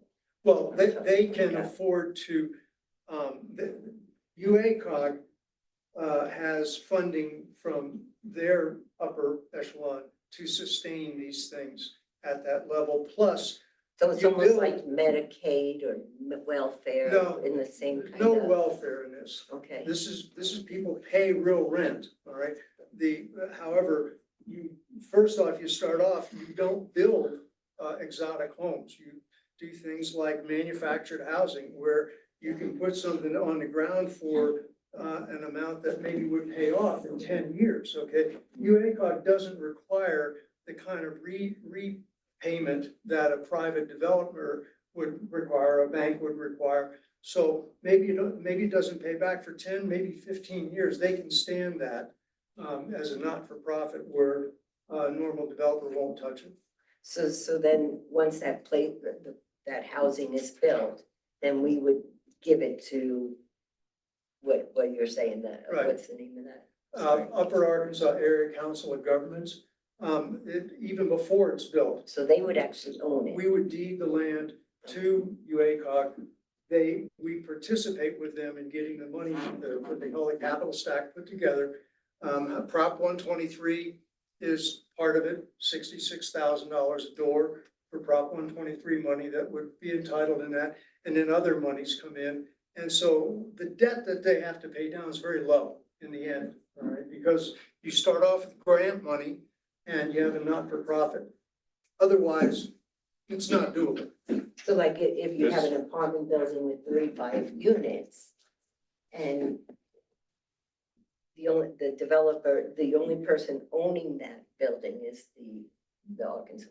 Right, in the scenario I just described and what we're working with in Silver Cliff, I don't know what Westcliff's gonna do, but my guess It's is, just like, it's so hard to understand how it could be sustainable with so little money coming into it. well, there's a fair amount of money that comes in, and if you don't have a big debt to pay off, that's what makes it sustainable. You start off with a very small amount of money that you have to go and get from Well, grants. just the maintenance of that Right. housing. Right, well, still, you're talking about a fair amount of money per unit, even for studios. I can show you a lot. Let's keep on, and so you guys can have this discussion separate to go on outside. Not that you're not entitled to it, but there's other people who may want to ask questions. Yes, How many, how many units in your area have been built, say, in the last 2 years, or that you project to be built? Or that you guys are, is there any goal or is there any amount? I know it's kind of a loaded question, but I didn't know what kind of thought processes you guys have a goal for that 10-county area that you're part of. There's not a particular goal for my region. I just have one of 8 regions in the state.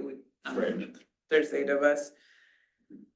We didn't particularly set out, Prop 123 has that 3% a year, with the understanding of like local governments can opt in and hope that that happens in their community and do projects like this to subsidize and promote and remove barriers, but they're not, they're probably not going to act as a developer. So it's something that they don't necessarily have a ton of control over. Outside of that, we're just trying to work with communities for developments with a, number of units that make sense for them. Have you seen any places that have been able to build some units using some of your horizontal? We just development grants? released more housing now.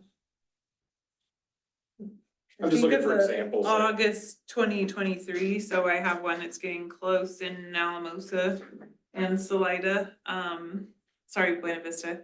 The Crossing is one that we invested in, but they're not quite there yet. Yeah. We're kind of early days funder because it was public utilities that enable the development. other questions? I'm sure there'll be more. Christine, One more question. you only have one more, so. Yeah. maybe we should- Is there, I'll give you my email. You can have any more. if the, so if the town with the town of Soul Cliff and the county get this grant for the study, does development have to happen within a certain amount of time, or is it just another study that might be 3 or 5 years down the line before it happens? It's been really hard to keep up with the numbers that sort of Chaffa and developers require, like more often than there's money out there for. But I would say that, so it would be immediately useful for a lot of different things. There's a lot of good demography information in a housing study, even if you're not working on affordable housing. But we don't have a requirement. It's just that, Custer's gonna be ahead of its neighbors. It's gonna be good. And you said that Prop 123 requires a 3%. What does that mean, 3%? Sorry, I kind of stumbled over that. So there's 3 opportunities, if I can get this right. 3 opportunities for local governments to opt into Prop 123. West Cliff did the first opportunity. So they're good to go. And what that meant is that they sort of made a commitment. It's not necessarily one that has big consequences, except for, so the idea of the law that voters passed was that 3% of units, a 3% increase in units per year. So adding up to a 9% increase in total units in the community, and the state came up with these numbers of what that means for each community. And then, so that would make you eligible throughout that time to have, I think, potentially building permits issued is the thing that makes it count, but I might have to check that. And that would make you eligible. The consequence of not getting to there is that in that 4th year, you're not eligible for Prop 123 funding. So that if you're not working towards building more affordable housing units, it doesn't matter because you're not really going after that funding anyway. Do you say 3% of the existing housing units? I think it's an affordable 3% of unit. I may, I don't remember quite what the But calculation. it's not of the people, it's 3% of the dwellings. 3% of affordable units and go ahead. Yeah, I can help answer that. So we were, through Proposition 123, our requirements was 66 units in a total span of some years, and that 3% says 3% of the 66 units that's required from us per year. So on average, 3%. What happens if we don't get it? I mean, Like she just said, then you're not eligible for the funding in the fourth year, but you can still reapply after that fourth year for proposition funding. So 3% would be a fraction of 2 houses a year, right? That's not high for, Two per year. I guess I'm not understanding the 66 that Caleb just mentioned. 3% of the 66 you're saying? Yeah, that are 66 dwellings required. When we opted in, they gave us a certain amount of units required to be considered, hey, Well, then wait a minute. this is our requirement, right? We Promise. don't need 66. Then again, then you still are working towards it. And regardless if we need 66 or not, that doesn't mean we have to have it. That means just in that fourth year that we are not eligible for proposition funding, but you can still reapply. So what is that funding? What is what funding? so that's what I was talking about. Funds that subsidize our division of housing. Yeah. Funds that subsidize, like vacant land acquisition, the local government can apply for through OEDIT.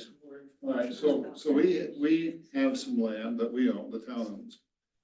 That can be dedicated to this and clearly get 25 dwellings on it fairly easily of some kind. All right, so.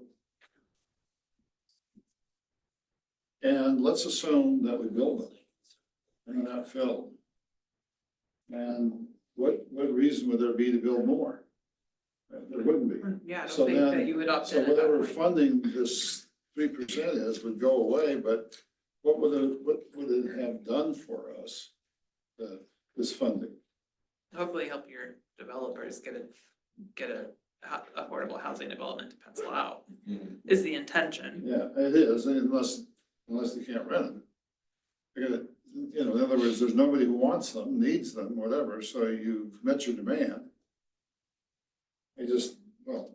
Well, They're always I understood is, Yeah. if we don't do this 2%, then we're just not eligible for more funding until we reapply after and show good faith or something. That's right. Okay. Yeah. All right. That's my understanding. That's really what More it is. housing now is not connected to your Yes, 123 correct. commitment. We understand that wasn't right for some communities. Are there further questions? Okay, Been a lovely visit. Nice to see you all. you're just gonna have to leave, aren't you? Do you have a card? I can email you my information. Did you email me on the mail, I sure will. at Gmail? I sure will. Thank you very much. All right, nice to see y'all. Thanks, Randy. Thank you. It's on our website, the town's website, so you can email it there. So thank you very much. Are you going back to Creed? I am. Watch the deer. I have an 8-year-old, so it's kind of just easier to get out. Well, thanks for coming. Thanks so much. Is there anything else we have? Let's see. I'm sorry? We Board of Adjustments. We have a Board of Adjustments, but I think the staff, these staff reports for the. I got a lot. You always have a lot. I'll make it quick. I just have one. Can we take a little break? Sure. Yeah. You want to take a 5-minute break? Yeah, we're losing people as it is. That's what I think. Downstairs, there's extras, by the way. Oh, that's the executive washroom. Homer Simpson never got to go there. Or did he?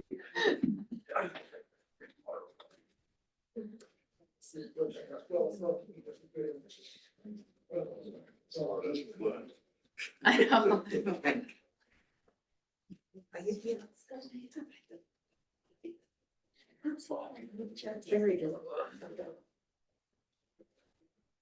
It's exciting.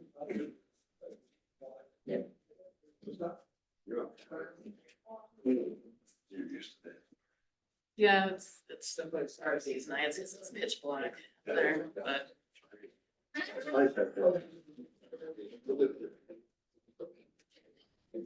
see that comment.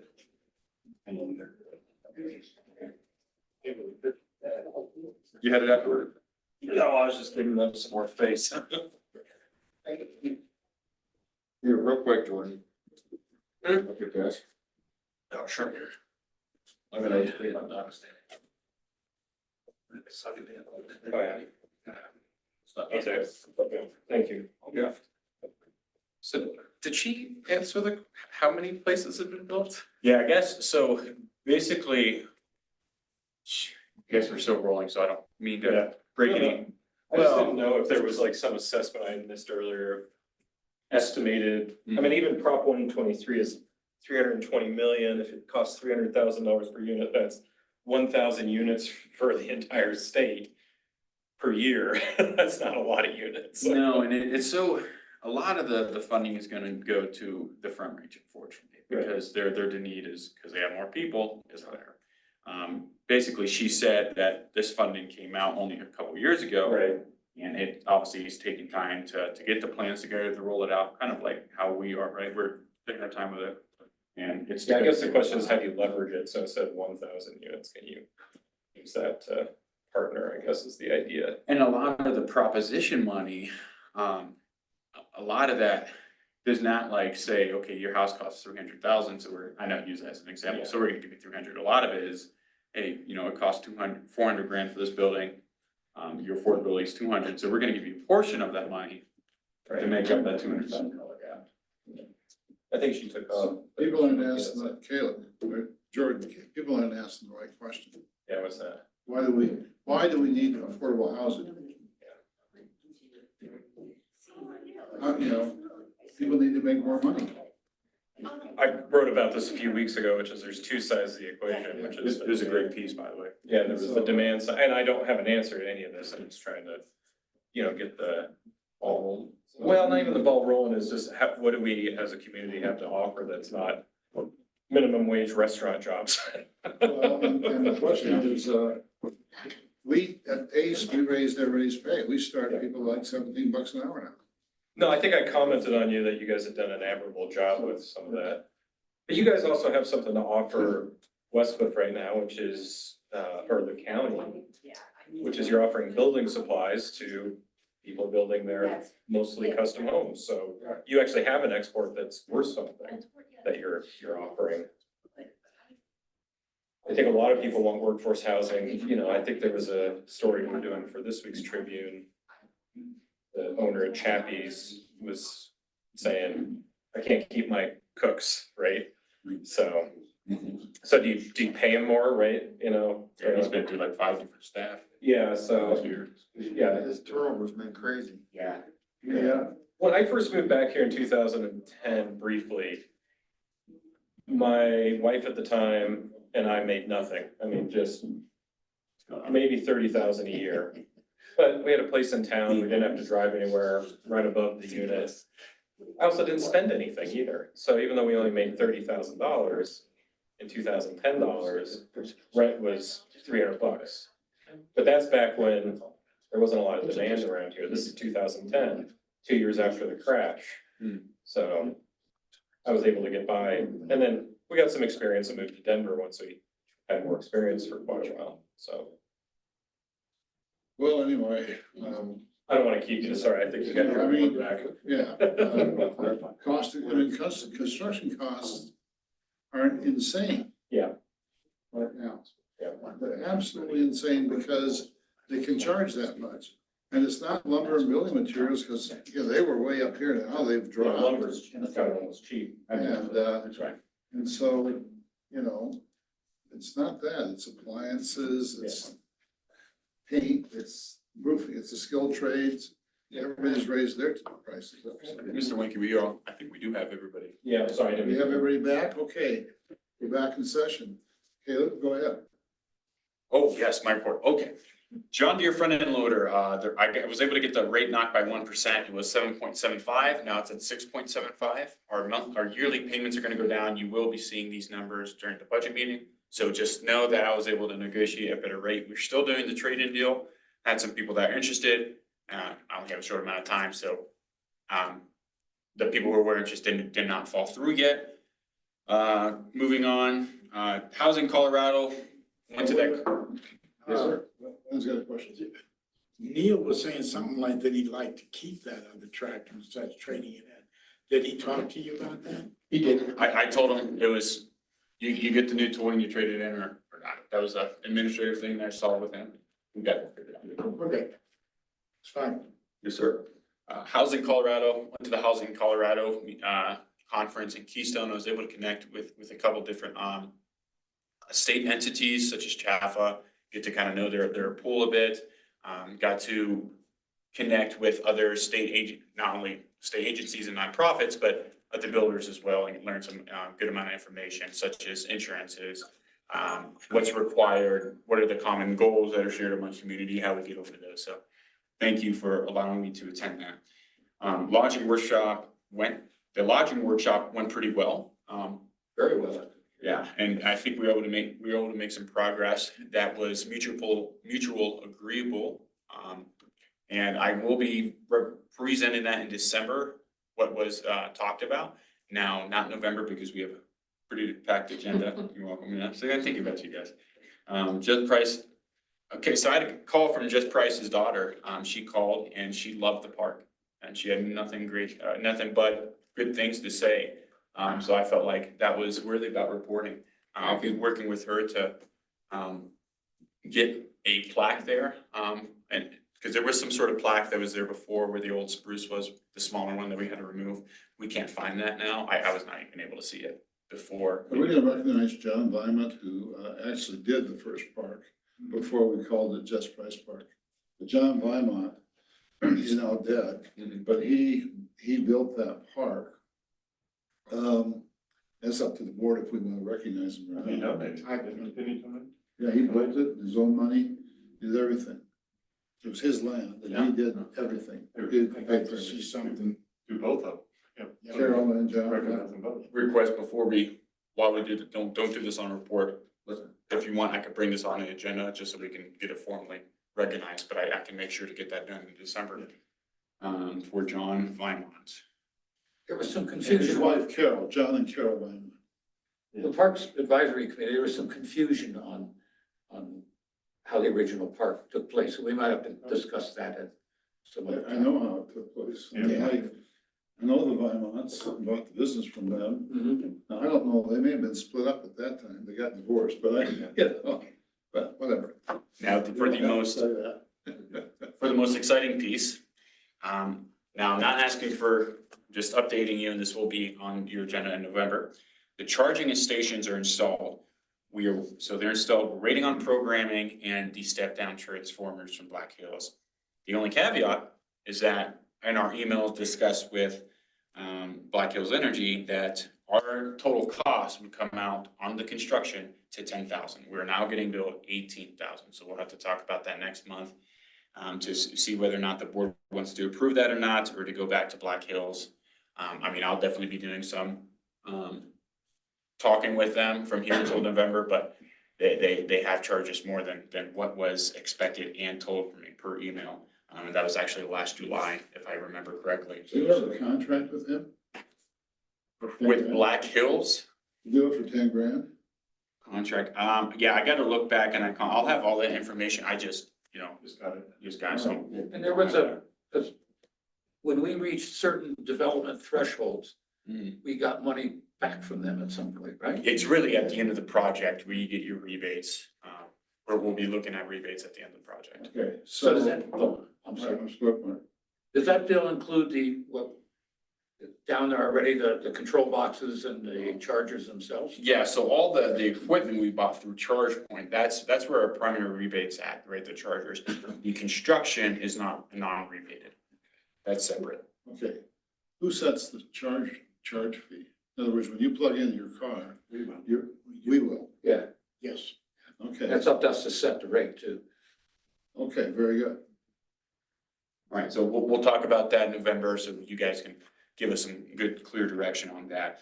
Usually I keep these administrative matters in the office, but since they're asking more, and before we can approve that, we have to bring that up to you. for the purchasing policy. Powell job is completed, sidewalk, that's RMS, Revitalize Main Street, that is done. Looks good. Great job. Awesome, I'll let Mike know. I just called him today, he was really appreciative of it, but we'll, send him out a letter or something. Great job saving the tree on Powell. Oh, yeah. I'll let him know. Yeah. Thank you, sir. People are starting to use the sidewalks. Good. Yeah, that's good. Yeah, me too. All right, so you're probably wondering why the rezoning of the South Six blocks was not on for this month. We missed the correct posting date. We were a day behind. So it's gonna be moved to November. So all that rezoning, be prepared, that's gonna be in November. I'd like to bring that up. Okay? I think we should just do the town lots, not rezone anything else. Period. Yeah, so I would refrain from the board from making decisions, if it's not on the agenda. If you want my recommendation, I'm more than Well, I welcome. know what you wanna do, but she sat there and talked, it's right in their documentation about town property. Mhm. And so that's what we wanna do, to rezone anything else, until we know it works. Makes no sense to me, number one. Number two, to invest town dollars in a grant that would bring water and sewer to those other properties is not a wise investment, because it's gonna take a long time, if we ever get any money back.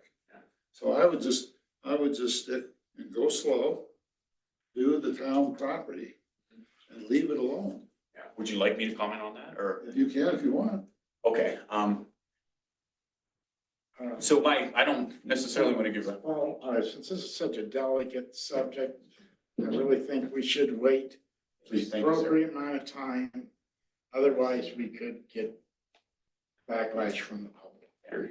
I understand where you come from, sir. Just notifying the public about specifically what we're gonna speak about before we have the meeting is important prior to. Because it's not on the agenda, so, I don't wanna get us into, I don't wanna see us get into any problems, Paul, and I understand you're Whatever. saying. I'm just saying. Yeah. It's not a wise investment, so don't go ahead and do it. I think that is the last one, so, Aaron, on you.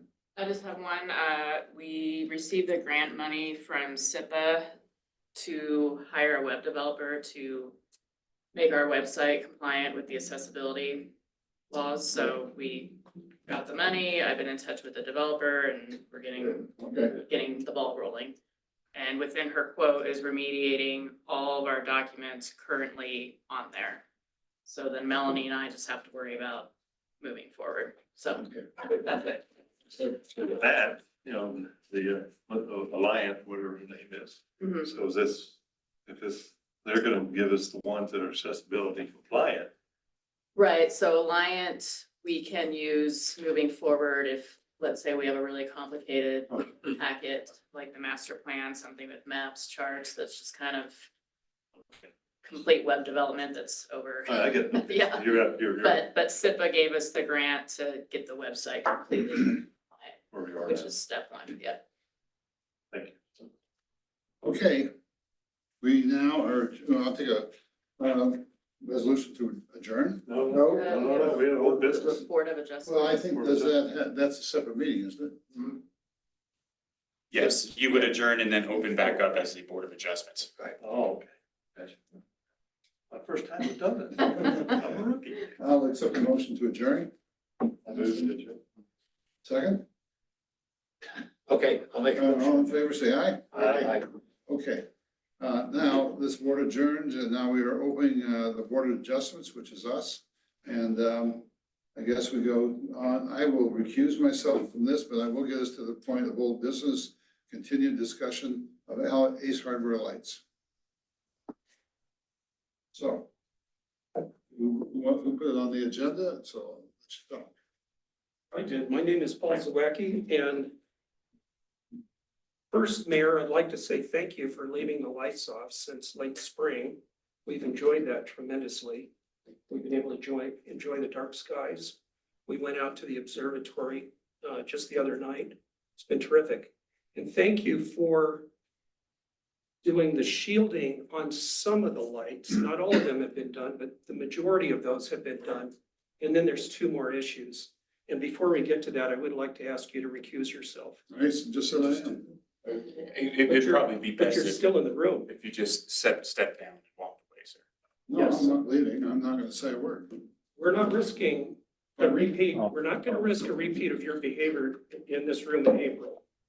We'd like to ask you to Well, leave. without casting, aspersions and making statements like that, I would, Mr. Mayor, just give the objective advice that it is a best course of action if you're going to recuse yourself to leave the room. I can't, obviously, I'm not telling you what to do, sir, but that's what all the advice states. There is also case law that talks about recusals not being true recusals if you remain in the room because of body language, eye contact, and the kind of awkward and uncomfortable nature it puts the other board of trustees members and the people. And so again, it's up to you, but Somebody in charge of the meeting? yeah, the mayor pro tem should step up and act as the He's not chairperson here. just for this one. He's Well, not then here. you can appoint someone. I have a suggestion. Aaron, can you just move this to the agenda on November? Hold on, sir. Actually, I'll just, Mark, do you wanna just step in and replace Paul Okay, for the moment? Thank you. yep. I'll keep my seat here rather than the august throne, so. Do with the gavel. Yeah.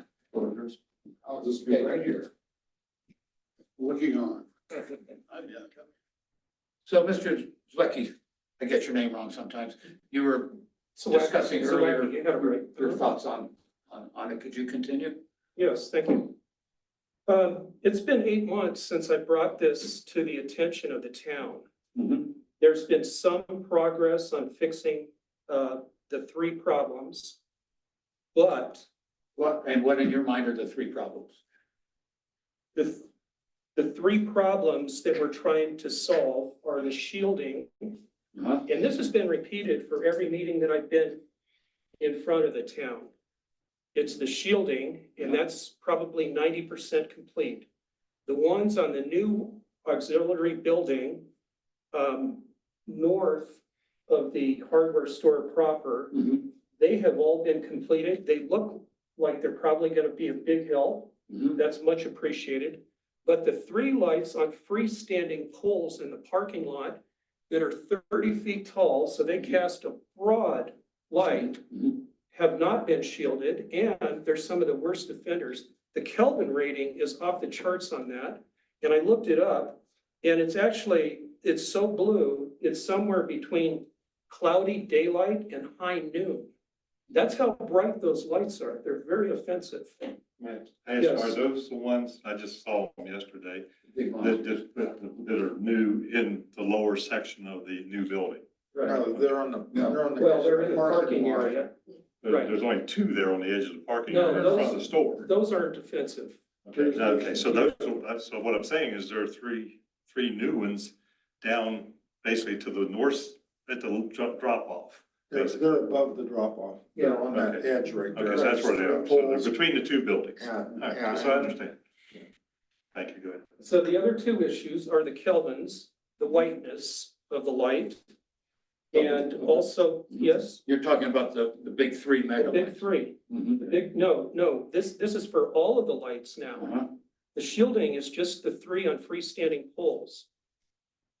So that was issue number 2, was the shielding on the parking lot lights. That's issue number 1 that hasn't been resolved, is shielding of the lights. Okay, It's so about 90% complete. So there's 9 or 10 of them, I think, on that new building. But the 3 left in the standing poles in the parking area have not been addressed. That's issue number 1. We haven't completed shielding. all right. Issue number 2 is the Kelvin measurements that Chuck took, that along with the lumens measurements. The whiteness of the light, this is way into the blue range, and that's what makes it so extremely offensive. And also the fact that it's 30 feet off the ground, so it casts out there forever.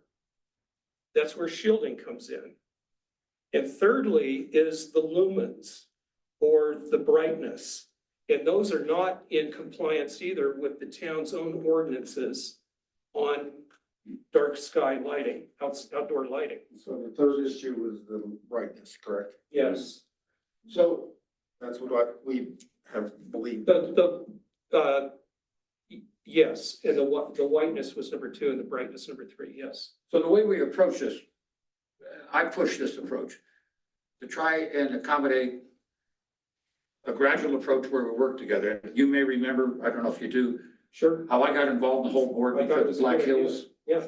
And it took us a while to get that done. Now, I was hoping that we could cooperate with ACE, which we did. Jeremy made the shields and stuff.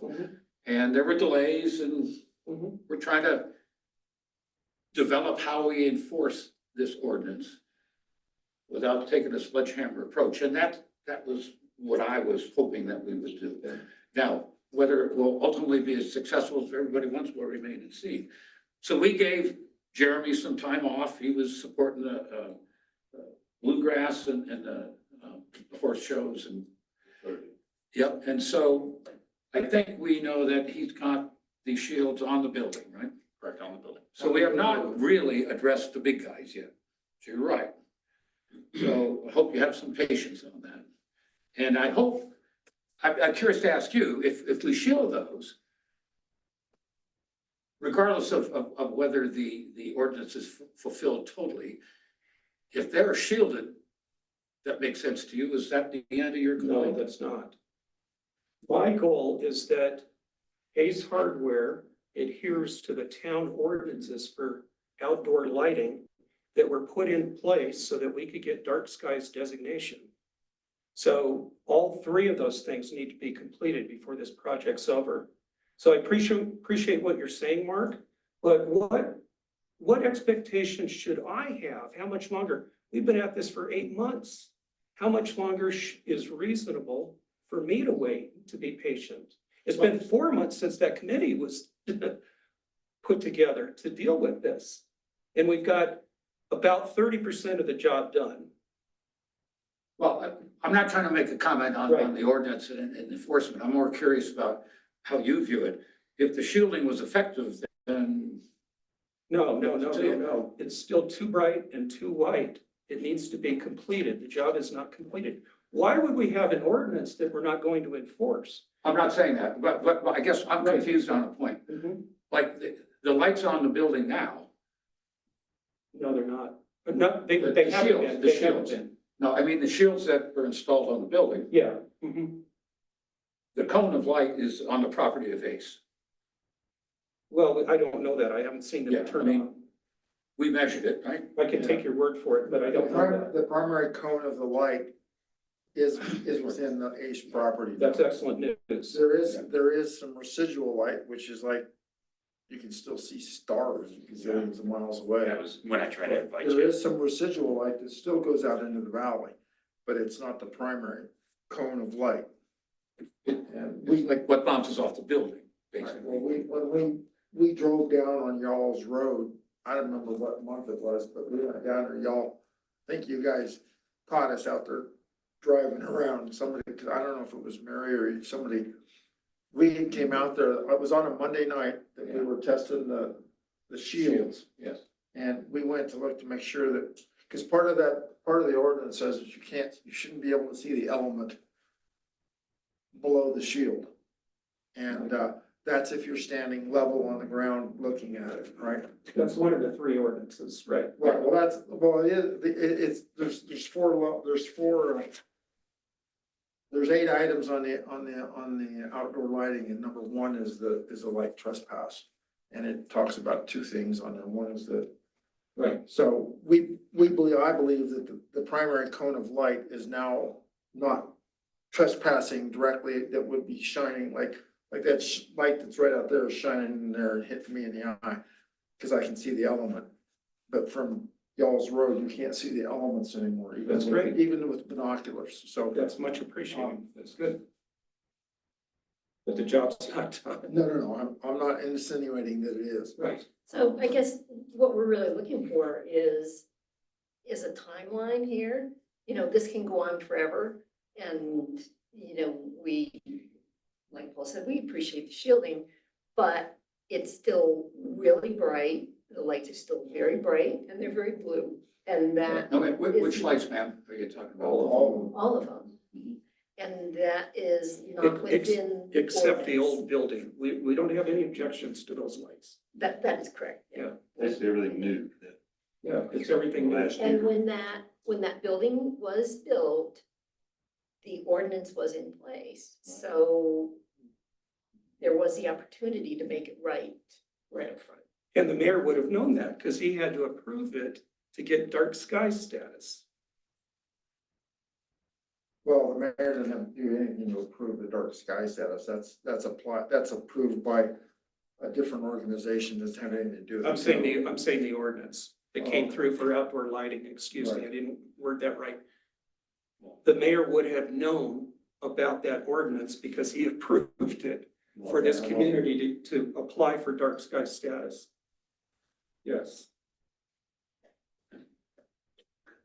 They ask if you could, is there anything specific, other than what you've mentioned, do you have any recommendations to the board? Yes, during the- I've got quite a few. I have quite a few. I need you to communicate with me, Caleb. At the last Board of Adjustments meeting 4 months ago, that was something the board agreed to and George required when this working group was put together. You're not doing that, and I'm very frustrated by that.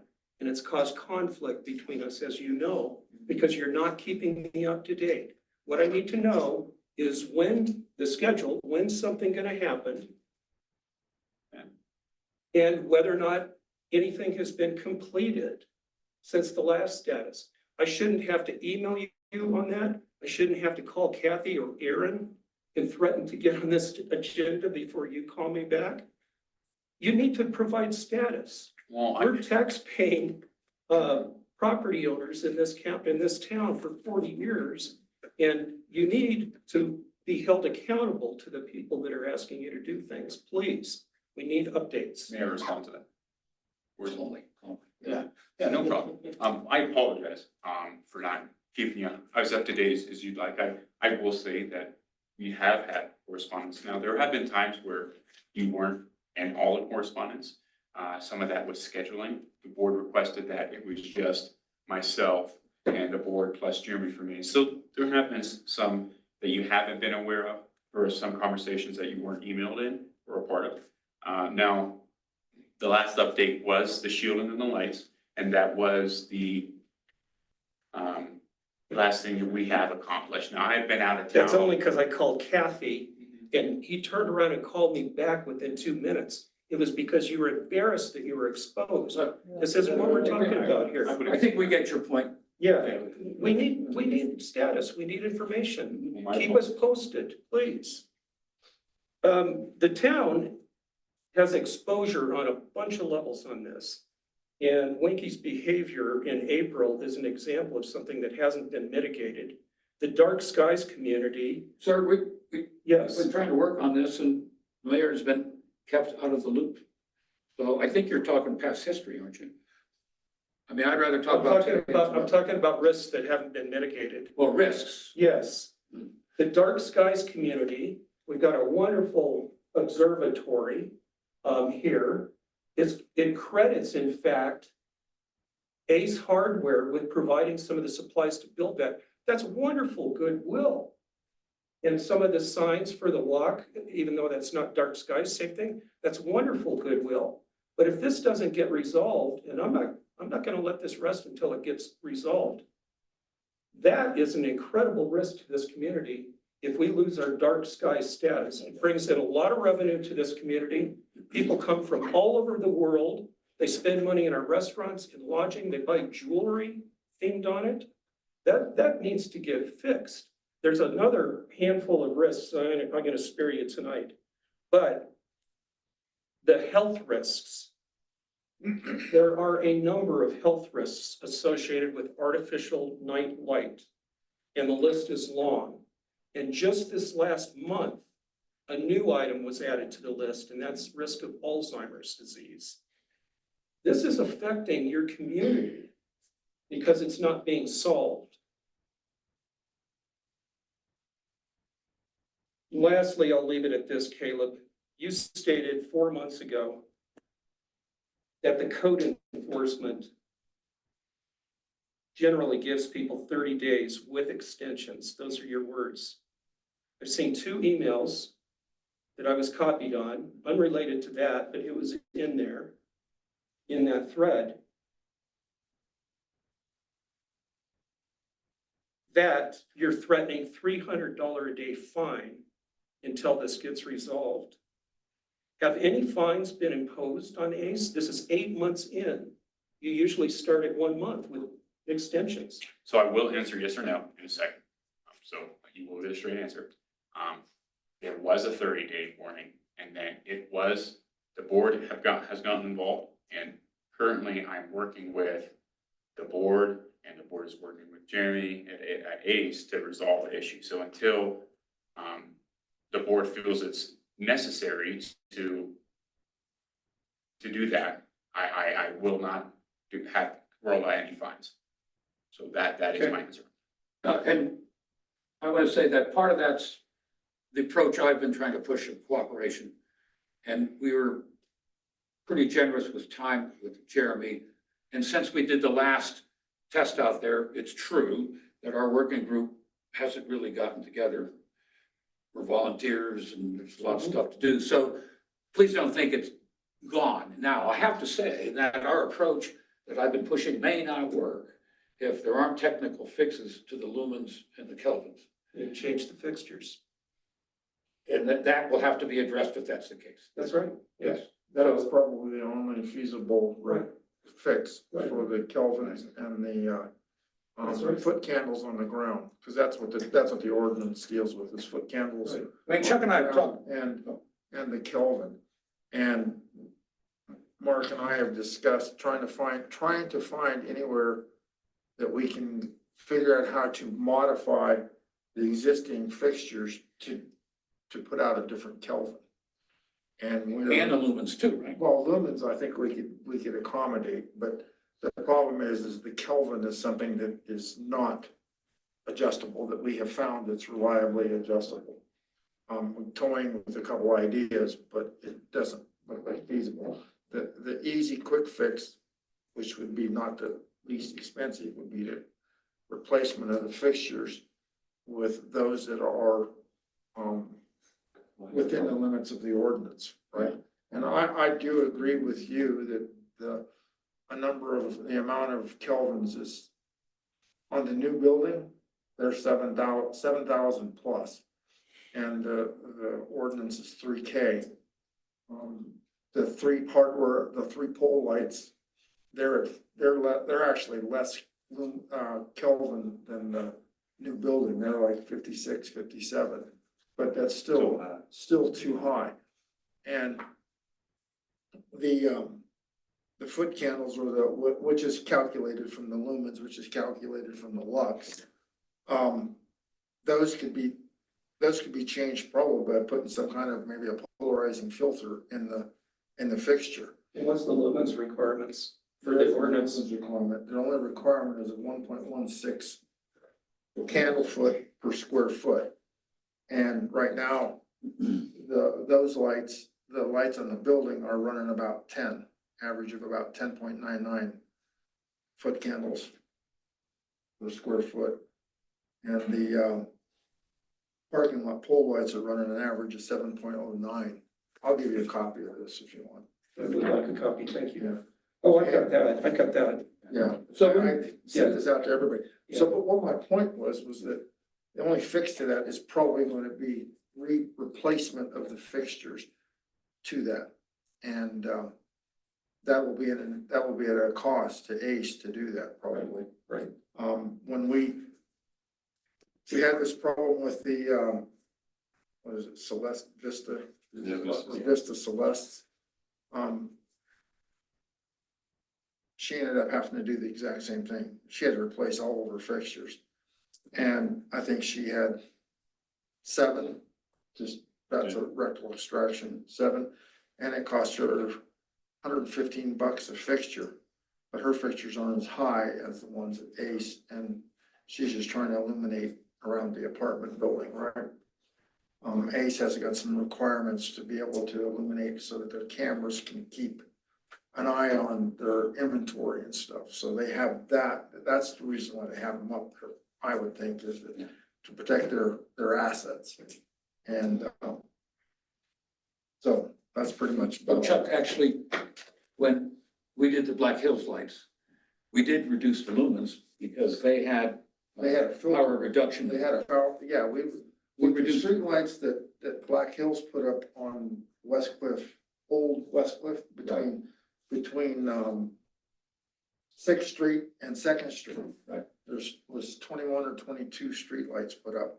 And when they first initially put those up, I'll tell you right now, the people that were, not the people that were sitting right next to you, but the previous owners of their house, that one went ballistic with that street light initially, because it was, even though it was like 3,000 Kelvin, oh my, the lumens coming out of it were crazy.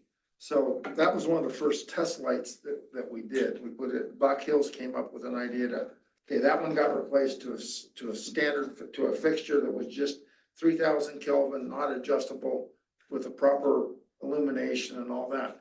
And then there were two lights put on as test on Second Street. Right. Down off of, I can't remember which Well, one. Second in Edwards and Second in Powell. Yeah. And on those, the same fixtures are there, but they were able to install a power reduction input switch. Right. And so they reduced the lumens by cutting the input power 30%. down. We're down to 30% on all, well, they initially set one at 40 and one at 30, and then they asked the town to look at them, and everybody liked the 30% power ones better. So then a period of time later, Black Hills came in and installed the little rheostat in all the lights in that group and set them all at 30%. So that's how they solved that. So the lumens thing could have possibly been solved by not replacing the fixture, but the Kelvin can't be. So as far as ACE is concerned, I was hoping that perhaps we'd knock these off one by one. And I admit, if we can't get them all, that's another question. But I was certainly hoping somehow, perhaps we could get these power reduction gizmos for the lights and reduce the lumens. And I still wonder if there's a way to get a glass filter to absorb the blue and drop the kelvins. I don't know. I mean, I've done a bunch I of mean, searches cameras on do the it all the internet. time, whether anybody makes a fixture that can fit over those. Because that's, I mean, I'm an engineer, so I kind of understand the optics stuff.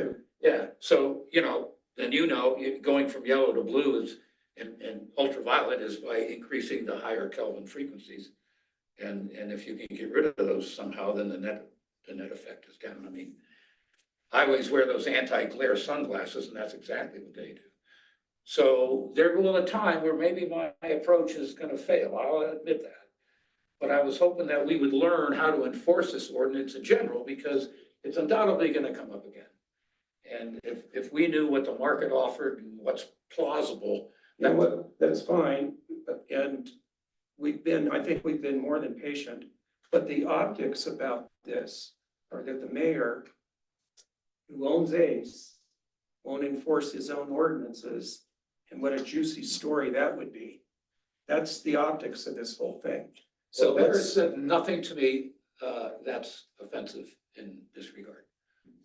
We haven't had any contact with the mayor at all. I've worked entirely with Jeremy. So as far as him recusing from it, he has stepped back from it. He hasn't even said a word to me about it. Okay, last question then. What's a reasonable amount of time to wait? We've already waited 8 months. I'd like to get together with you and Jeremy and see if we can work something out. And if not, then I guess we'll have to reconsider the changing of the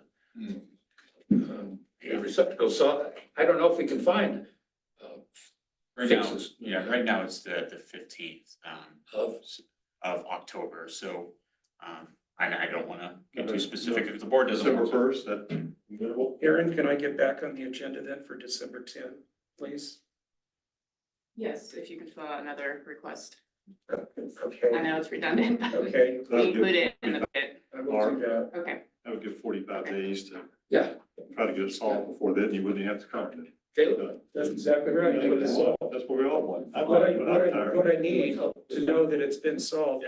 Obviously, Chuck, we need your help, because I have no means of measuring those numbers. Thank you. I just want to make two points. I was not mayor when this ordinance was passed. Did you hear me? I can't. So don't say I knew what it said, okay? Because I didn't sign that ordinance. I was not mayor.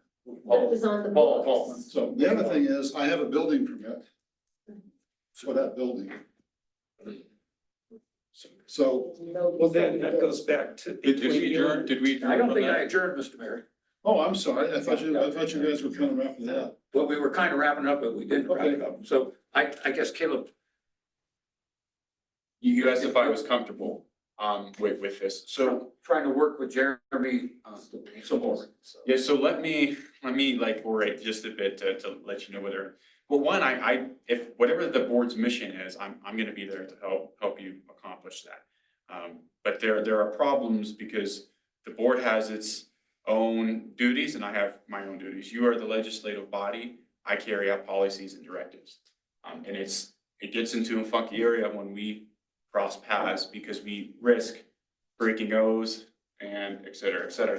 That comes directly from CIRSA's Code of Ethics and Liability Best Practices from their first chapter. So when we start to do that, and you ask if I'm comfortable, I'm just gonna say I'm here to, if whatever the board's mission is, I can be here to help you accomplish that. Well, if we assume our little working group is still intact, then I say we try to see if there are other fixes, and then if we don't in a timely manner, we have to abandon that approach.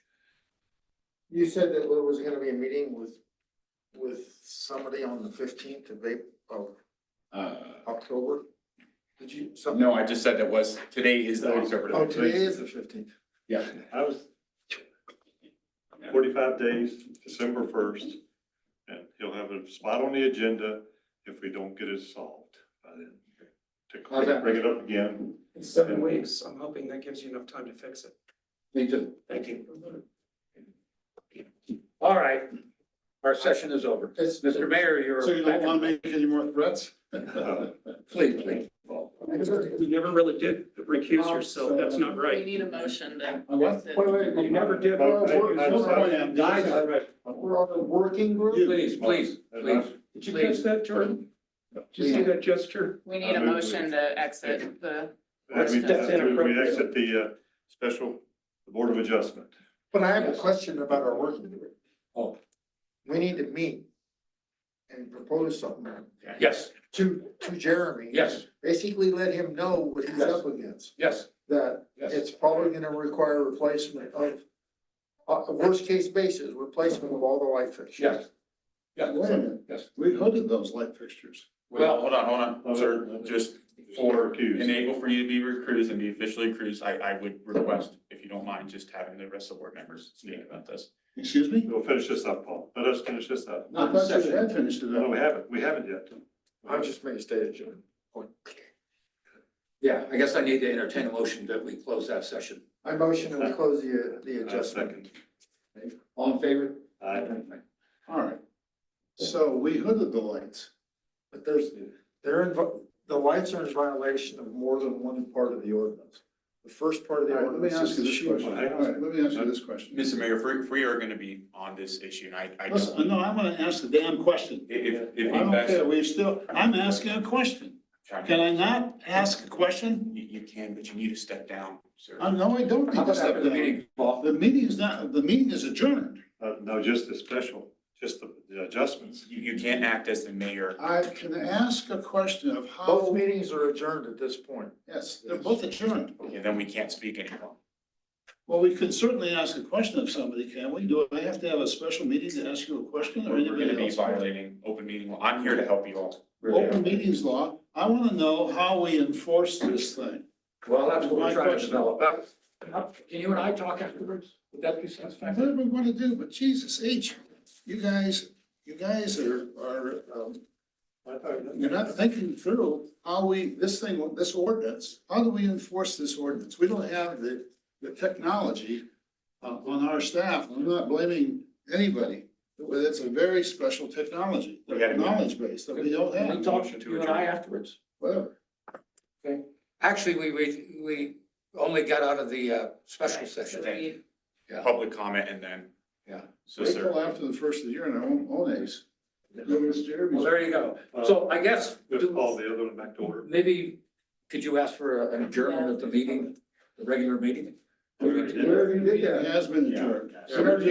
We, Board of Trustees has been adjourned already. and then we close the Board of Adjustment, so we're good to stop recording. Oh, I see. It doesn't default back in. That's Because right. there's no public comment, we had to keep it open after. We're out of the meeting. Okay, I got that.